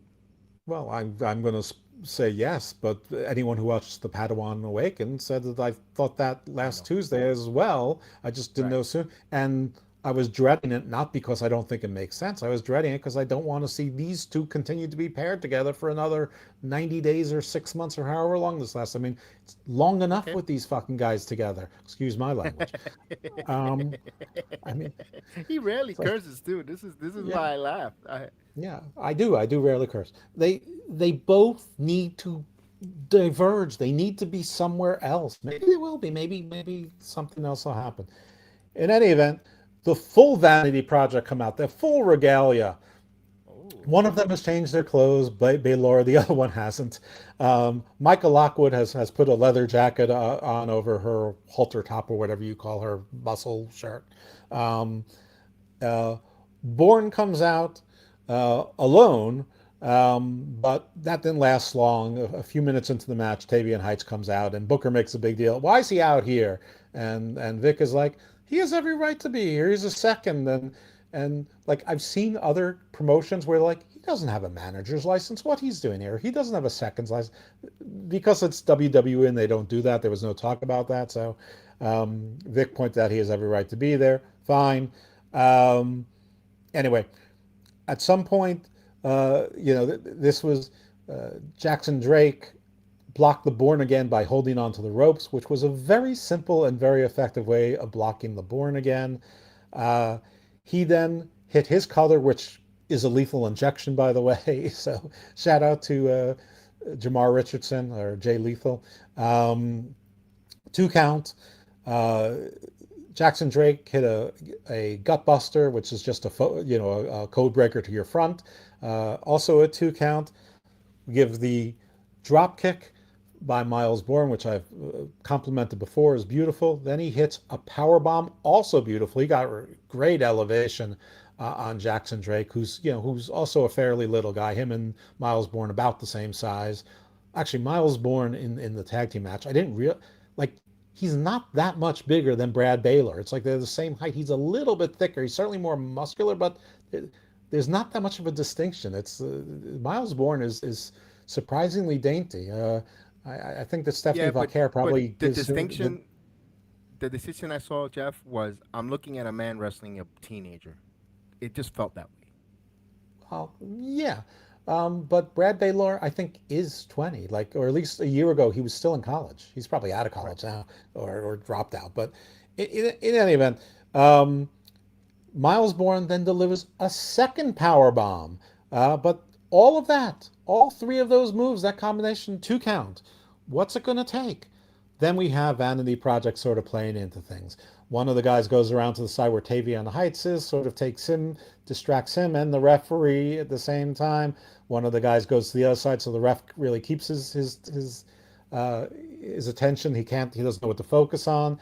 And while Myles Borne is on the outside, Michael Lockwood picks him up and she delivers her finisher, which for those of you who never seen it, she basically does almost like an inverted torture rack and then turns it into a power slam.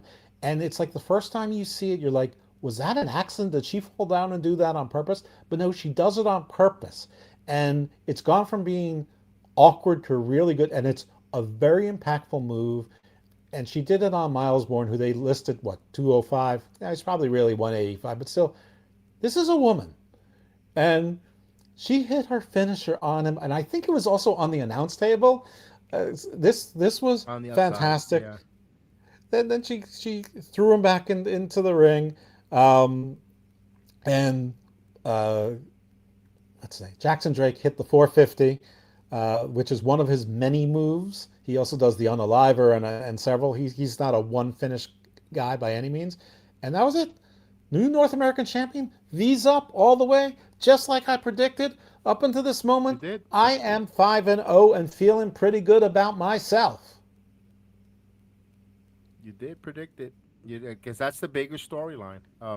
For the Vanity Project to have all the gold, similar to Toxic Attract, Fatal Influence. I keep saying Toxic, Fatal Influence on the main roster, the male version here, and they're going to be the little group, the creeps that you want them to get their teeth kicked in, but they won't, because they're going to do whatever it takes as a group, as a fashion, to get over and that's how you really elevate young talents. That's a great job there. Because let's face it, like you said, nobody wants to see more of Borne and Travion, but I'll leave that up. I'll put a pin on that. I'll let you go with from there on. Yep. So what happens next is that Myles Borne attacks Tavion Heights as he's trying to console him, sort of out of nowhere. So I think most of us thought that Tavion Heights was going to be the one that turns, but Myles Borne turns. I thought it was too. Yeah. I mean, let's see how somebody who is an actual literal baby face acts can be as a heel. Okay, it's a slightly different wrinkle, but he's been a heel before anyway. I'm still not particularly interested in it, but though. Not to that level of heel, really heel now. Solo. He was heel with kind of with Charlie Dempsey in the beginning and all that, and it really wasn't. He wasn't really the lead focal point. It was Charlie was the one on this. Now this is where we need him to turn into a Viper. I hate to say that. Everybody compares him to Randy Orton, but I need him. He doesn't have to copy and paste everything from Randy, but I need something. I need something maniacal. I need him to tap into that. I would love to see Randy Orton give him some advice and on the backstage with on so forth, or see him there. We all know there's no secret. He helped Randy Orton get back into wrestling shape when he was out with that back fusion. When he returned, getting in the ring, the guy that he took under his wing was Myles Borne. They work hand in hand. They even look alike because they had a workout in the PC together, and that has helped Borne to make those heights in the wrestling business. I would love to see Randy Orton have a mentor with him, and have that kind of stuff. Even now, make it kayfabe, make it part of the show, make it part of the storyline. Let him be a heel, and I think Myles is going to knock it out of the park as a heel. I think he's going to knock it out of the park. I would love to see it because Randy Orton is twice Myles Borne's size, and it'll look absurd. And then maybe we can end this Myles Borne experiment and let him do great on GCW. He'll help him. He'll help him, coach him to be that heel. If he can help him to tie in, like, don't give a shit, be a snake. He doesn't have to be a viper. He could be there's many types of forms of snake. You want to know a snake and a viper? That's me. All I want Randy to help him do is show him the door out. I'm done with Myles Borne. Get out. Okay. Tavion Heights. I want another level. I see a wrestler when I see Tavion Heights. I see a kid when I see Myles Borne. Not interested. I know he's with Stephanie Buck. That's why I want to see him that negative heel, because I want him to really hurt Travion, because what gets a baby face over? Sympathy. And we need a lot of sympathy for Travion. Okay. Yeah, well, listen, there we go. We disagree on that one. Next, we see Cam Hendricks with a promo about Large Marge from Pee-wee's Big Adventure. So everything Cam said is exactly right. And Cam is 100% correct. Tell them Large Marge sent you. What else is to say? I mean, is anyone still thinking that Mason Rook has any star potential? I mean, anyone is there? I mean, I know that there are, but is there anyone that's more than is it more than 1.7% of wrestling fans? He'll be great in Contra. He'd be great in Contra.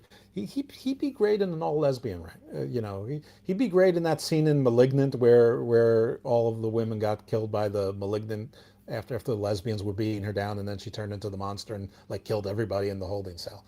Large Marge would be one of the women beaten up in the holding cell. Anyway, I think I've taken that one as far as I can. Jumbo, man, look at that!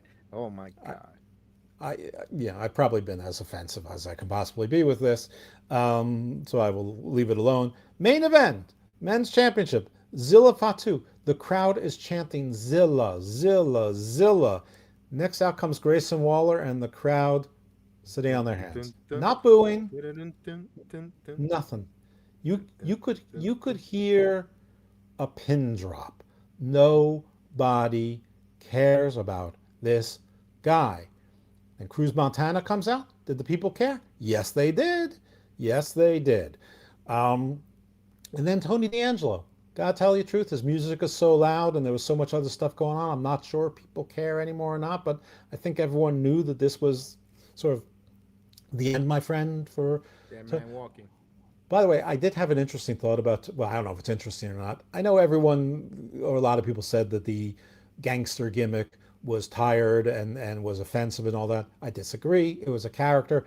and they're saying it would never work on the main roster. I disagree. I think it would absolutely work on the main roster. Just like if you brought Vito back tomorrow, it would work. Or Little Guido, or both of them with him, it would work. Absolutely would have worked. However, I do think bringing back the Tony D character would be awesome in AAA. And since nobody really seems to know where he might fit in, in WWE, unless he's just like, if they needed to beef up the Judgment Day, give them a, I don't know, put Josh Briggs and Tony D as two guys other than JD McDonough who can be the heaters for Judgment Day if they want to bother with that. But Tony D back as the gangster in Mexico trying to expand his territory, or I think that could work, or just as a character. I think it would work in AAA. Characters work there. In any event, you know what? I want to add to that. When he was Tony D'Angelo, the Don of NXT, his henchmen were a little let him down. Stacks kind of a little credibility there, but 2 dimes before he got released, whatever it was, he really didn't look. He didn't look at talent. Adriana Rizzo was okay. The voice got a little bit there. Gianna Capri will be perfect. Oh my God, Gianna Capri within. She's great. She's awesome. I can't wait when they get her more wrestling reps, get her in there. Her character and personality fits what a woman should be, and she'll be great. I can't wait for her to get on the ring and speak. She's gonna knock it out of the park. I just hope they see the value that we see in her and so forth. But she would be perfect for Tony D'Angelo. But they got to get him. They got to get him more Goombas. They got to get more Goombas that fit, that look like Goombas. If you could find young versions of Nick Camarado and Cesar Bononi, that would be like perfect. The Italian version of the AOP. I don't get why everyone thinks the mafia thing is dated. Big Cass and Enzo Amore. Big Cass and Enzo Amore and Tony D'Angelo. Yeah. And if you but everyone knows that Cass his last name is Morrissey. There's nothing Italian about that. But it's wrestling. You blur the lines a little bit, dude. You blur the lines a little bit. That's true. But there's got to be 2 big Italian guys out there who wrestle. I mean, there's got to be, or at least it look Mediterranean. All right, not particularly important. So I have a confession to make. I don't think it's a startling one, but this is the first time I've ever seen Zilla Fatu actually wrestle in a match. And so I don't know his entrance. The crowd was going crazy, but when he came in, it looked like he was giving side eye or stink eye to Booker. But I don't know if that's always his entrance, that he always sort of stays still and sort of gives side eye, off to his left and down. And I'm hoping that you have seen Zilla Fatu matches, and you can tell me if that's part of his normal routine. No, just clips from him on the House of Glory shows. No, I never sat down and watched a full Zilla Fatu match. No, I'm sorry. Because I knew that there was history between them, but there is. I didn't. Reality of wrestling. He got kicked out of the school. Yada yada. There's history. They also wrestled in reality of wrestling, storyline wise on that. So I don't know if they're going to bring that in his roster. And I thought that maybe that was going to play into the match at all. It didn't. I mean, no. Which is probably for the better. I just don't know and hopefully there's hundreds of you out there listening or watching this going, well, I've seen 30 Zilla Fatu matches and that is his entrance. Good. I hope that's what it is. All right. In any event, I keep saying that. When Waller was coming out to crickets, the funniest part was Zilla Fatu kept blocking his camera angle, like on purpose, like he was yelling into the match and walking in front of the camera. I don't know if he knew which camera was live, but I have a feeling he did. I don't think he did. And I love that. I know you're not supposed to do that. That's wrestling sin. Like, I don't know if it's 101, but it's like 131. That's the reason why he's not on the main roster. For those exact reasons, they'll have conversations with him tomorrow about that. Zilla Fatu at some point delivered a flying spike, which was a great homage, but a twist to his father. It was almost like a Superman punch, but a spike on Tony D. You thought it was Doomsday, but Grayson Waller pulled the referee out, after a 2 count. So of course it was interrupted. So that was pretty cool. At some point in the match, everyone seemed to get obsessed with the table and not the pin. You should have been going for the pin. The guy was still out. He'd been spiked. Tony D was was basically unconscious. Cruz Montana was obsessed with the table, and then he got taken out. And then Grayson Waller, who knew better, was obsessed with the table. He's so knows better that he fell off the ropes the first time, climbs back up. They both took so much time, and then Grayson Waller delivered the same elbow he did at War Games or some years before. Even acted like he injured his leg and broke his leg in the same way before, gripping his right shin. So we're supposed to believe that he's actually injured. So no one's really paying attention to him at this point. I did. Actually lost. I'll tell you why. I did. I'll tell you after you're done. You're done. Vic Joseph's mic actually got disconnected as a result of this, so Booker had to go solo for a little bit, but Vic got his stuff back. Shame on you for calling a fraternity a frat. I'm going back to that, bringing it back. We have Santana doing the spin the block. Then there was a Waller cutter. All right, that's too quick. Cruz Montana did a spin the block, and he's going for the count. He's going to get the win. But just as you said, and just as in my heart of hearts I knew it was happening, Grayson Waller hits him with the cutter, throws him out of the ring, and takes advantage of Cruz knocking the champ out. And Grayson Waller, your new NXT champion, to middling response, but as you said, sort of predictable, and a bunch of guys that people want to see win, or at least two, people will pay or tune in to see the chase. Yes, and when that spot came out for Zilla Fatu on the table, and who was going to use the table, I thought Cruz was going to do that. Like, oh, he's really going to show us, wow, he's going to risk. I'm like, that's a big risk for Cruz. But then Grayson does the elbow. And then when Grayson, I saw it twice in the replay. I go, why are you holding your ankle? Your ankle nowhere. That wasn't one of the cleanest going through the table's elbow, and the table collapsed perfectly. There was really no harm for his ankle. So I go, this is being in the building.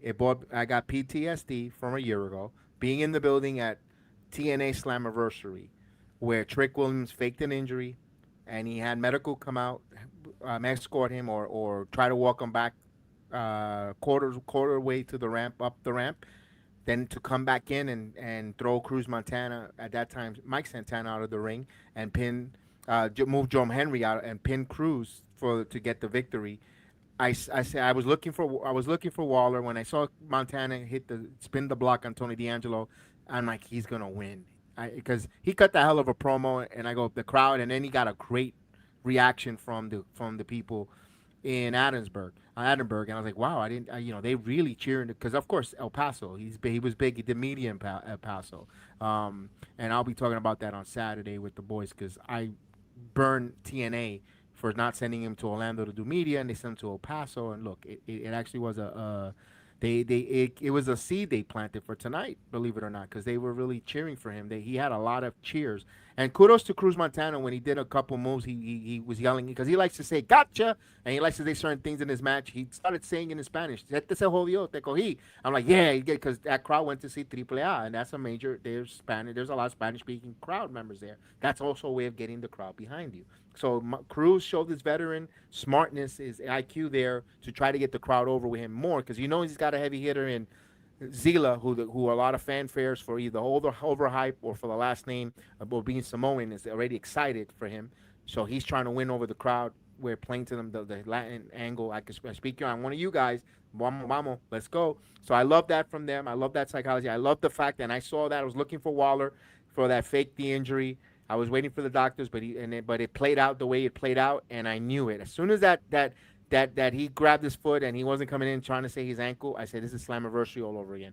And 1, 2, 3, I'm okay with it, because I could trust NXT to build the sympathy, because you saw Cruz's face at the end there, like, not again, and they pointed that there, and that's there. When Waller as champion makes sense, because now he's the obstacle, the heel that you hate, that everyone hates. Now he's going to talk more nonsense on microphone on Tuesday night. And I beat, overhyped Samoan, Tony D'Angelo. I told you, you're just a super senior, like we like to call it, being in high school for 6 years instead of 4, and then Cruz, it wasn't going to be easy for you to come in here. No one cared. I love it. I am loving it because it's storytelling. They could run this band again if they want because there's still a lot of stories to be told or individual. I love the fact we had at the beginning of the match, you had Cruz and Zilla going at it. If you know about, one thing I do know about the independent scene, those are 2 former House of Glory world champions. They were going in the middle of the ring. Great job. Love it. Everybody wants to see that because you could tell. You might be real from the street. I also grew up from the street. Let's go. And they handle it like men there. I loved it. All that. Cruz and Tony D'Angelo one-on-one, enjoyed it as well. Their time in the ring. Yeah, I thought Tony D'Angelo was no slouch in the ring. With held his own with Zilla and Cruz. All the 4 men, they played well. They were good, great dance partners. Main event worthy, and they closed out what was a wonderful Sunday night, a Sunday afternoon event with, what we like to say in Latin culture, con brocha de oro, with the golden stroke. They did a phenomenal job. Good job there, storytelling. Now, to me, it would have been 6 sabers if Cruz Montana would have won. Of course, but I like the fact that they're making them chase, and they're going to do it right. They're going to make us want to cry. Don't make it too easy for him, because guess what? If you're from the Bronx, nothing's never easy. You always got to fight, and you got to overcome, and you got to persevere, and you got to have endurance. I'm okay with it. I'm excited. I know that Cruz is going to overcome that mountain, and when he does, money's in the chase. I'm going to freaking whether you're from the Bronx or not, the money's in the chase. Dusty knew it too. But from my point of view, the only person who didn't, well, there's a few people, but one person who didn't know it was Hulk Hogan.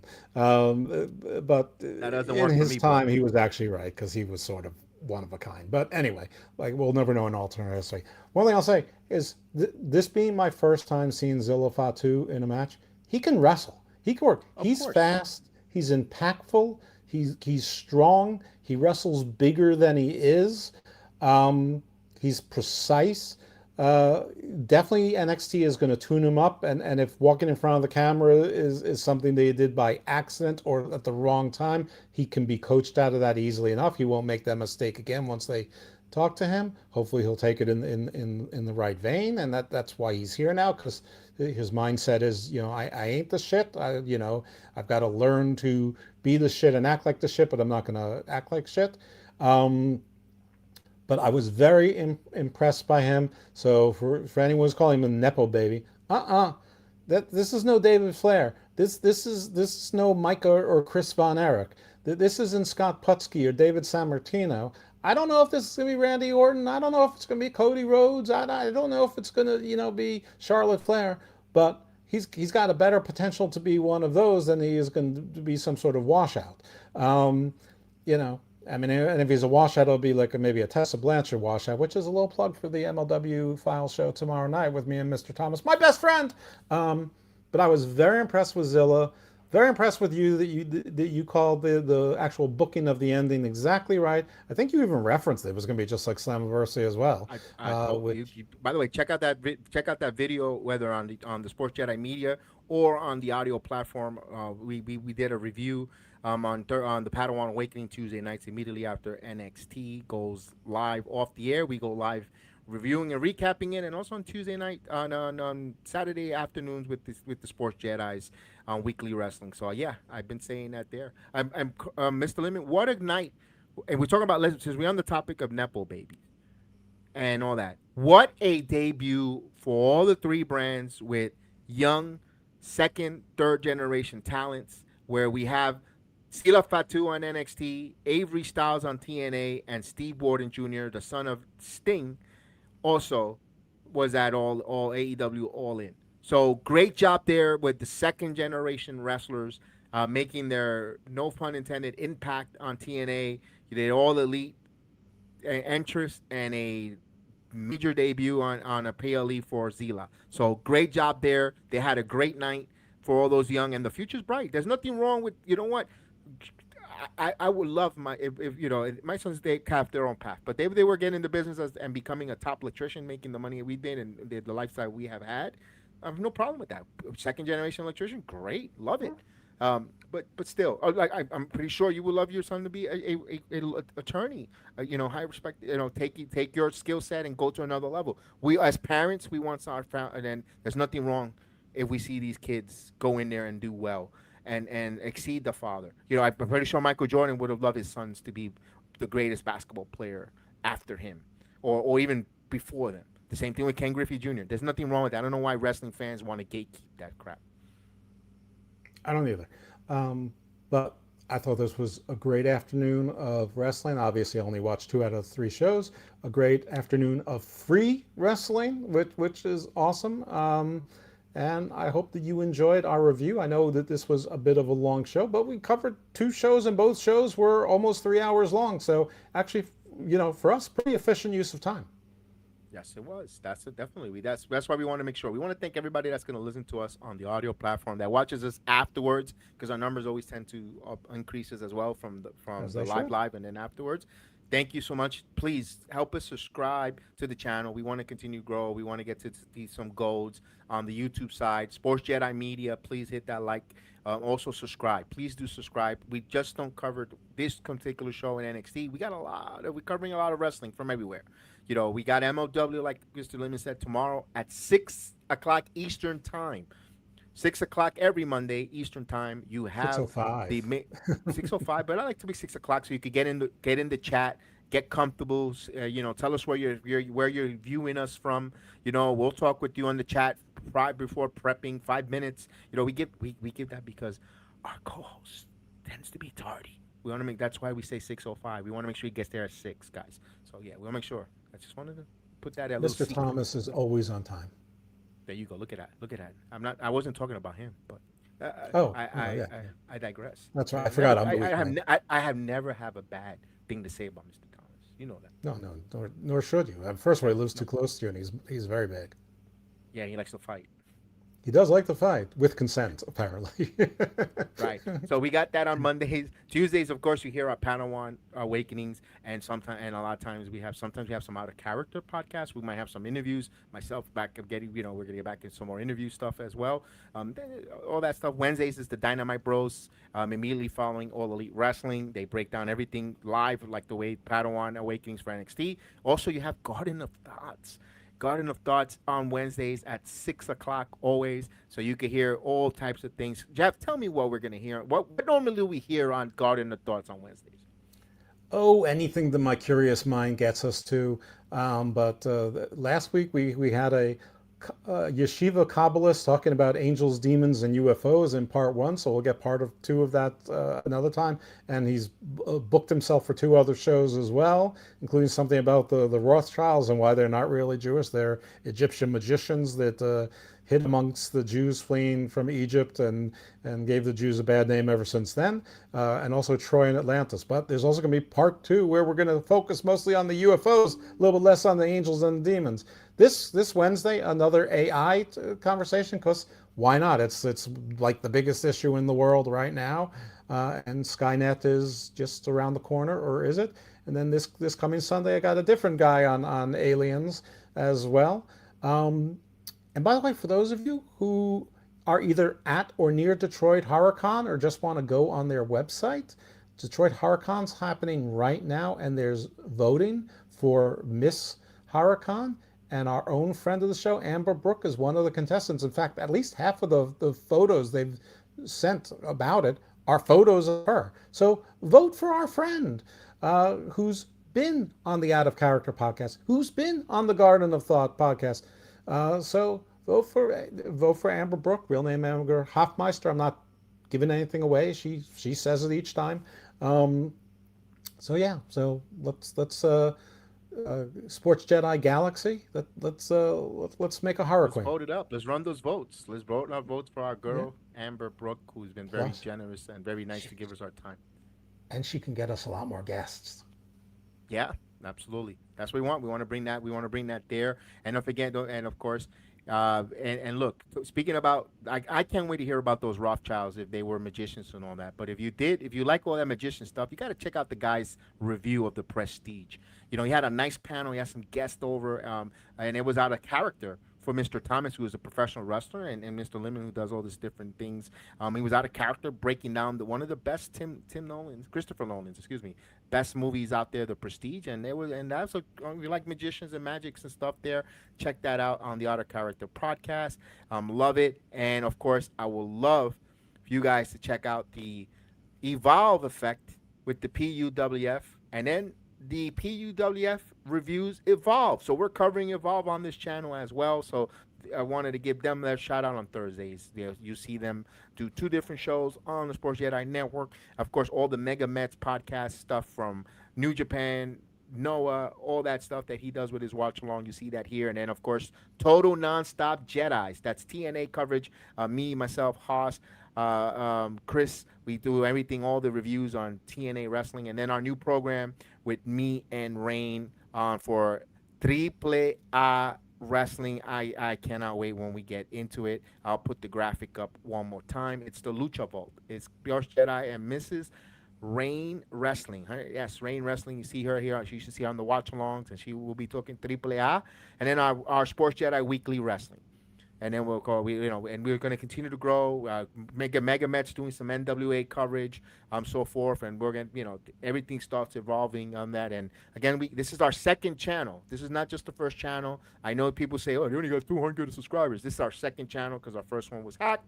And we're trying to work with Google and YouTube. YouTube, please, we want to get access back to that channel. You guys are making it difficult to recover it. Plain and simple. I don't know what else you want from us. You guys meaning Google. Not the audience. Google is making it difficult. Yeah, Google and YouTube. Yeah, you always correct. Not you guys, the people listening. You're all wonderful. No. Even if you hate me, you're wonderful. As a matter of fact, if you hate me, you're probably extra wonderful. Right, and wonder why I only got 200 subscribers. No, we have over 19 to close to 20. We were at 20,000 subscribers. Of course, less contact, the more people think the channel's dead. But it's been almost 2 months, and Google or YouTube hasn't done much. They've been difficult. Google has been very difficult to work with us. I don't know what the hell they want. I want, how much more verification. If you look at the damn videos, you see my face. So I don't know what more they want for it. But that's another conversation. Maybe show them Hoss's face. Maybe we just need Hoss's face there, or maybe Chris's. Yeah, or maybe Canary. Canary is a big part of the channel. Maybe Miss Rain. Maybe Miss Rain's face will do it. Yeah. We'll find out. So, with that said, we can borrow Vinny Pacifico's face. He's like a star of stage and screen. Oh, he's on fire. By the way, shout out to Vinny Pacifico, who is one half of the co-host here on the Out of Character podcast, who's doing big things, man. He's everywhere, man. This guy is everywhere. He is blowing up, and he's the nicest guy in the world. But you can't have him because he's my friend. I don't feel like sharing him with anyone else. Hey, look, that's the way I feel about my friend. Where in the world is Luke Menzies? Where is Luke Menzies? I mean, you're so jealous you're hiding him. I'm going to make a series. You remember Carmen Sandiego back in the day? Where in the world is Luke Menzies? Because he is all over the world right now. You see him everywhere. He was in Kansas, Missouri. He was in England. He's like Joe Hendry, but without the super catchy song. He posted something today calling himself the Mongrel. The Mongrel. Well, look at that. Do you believe in the Mongrel?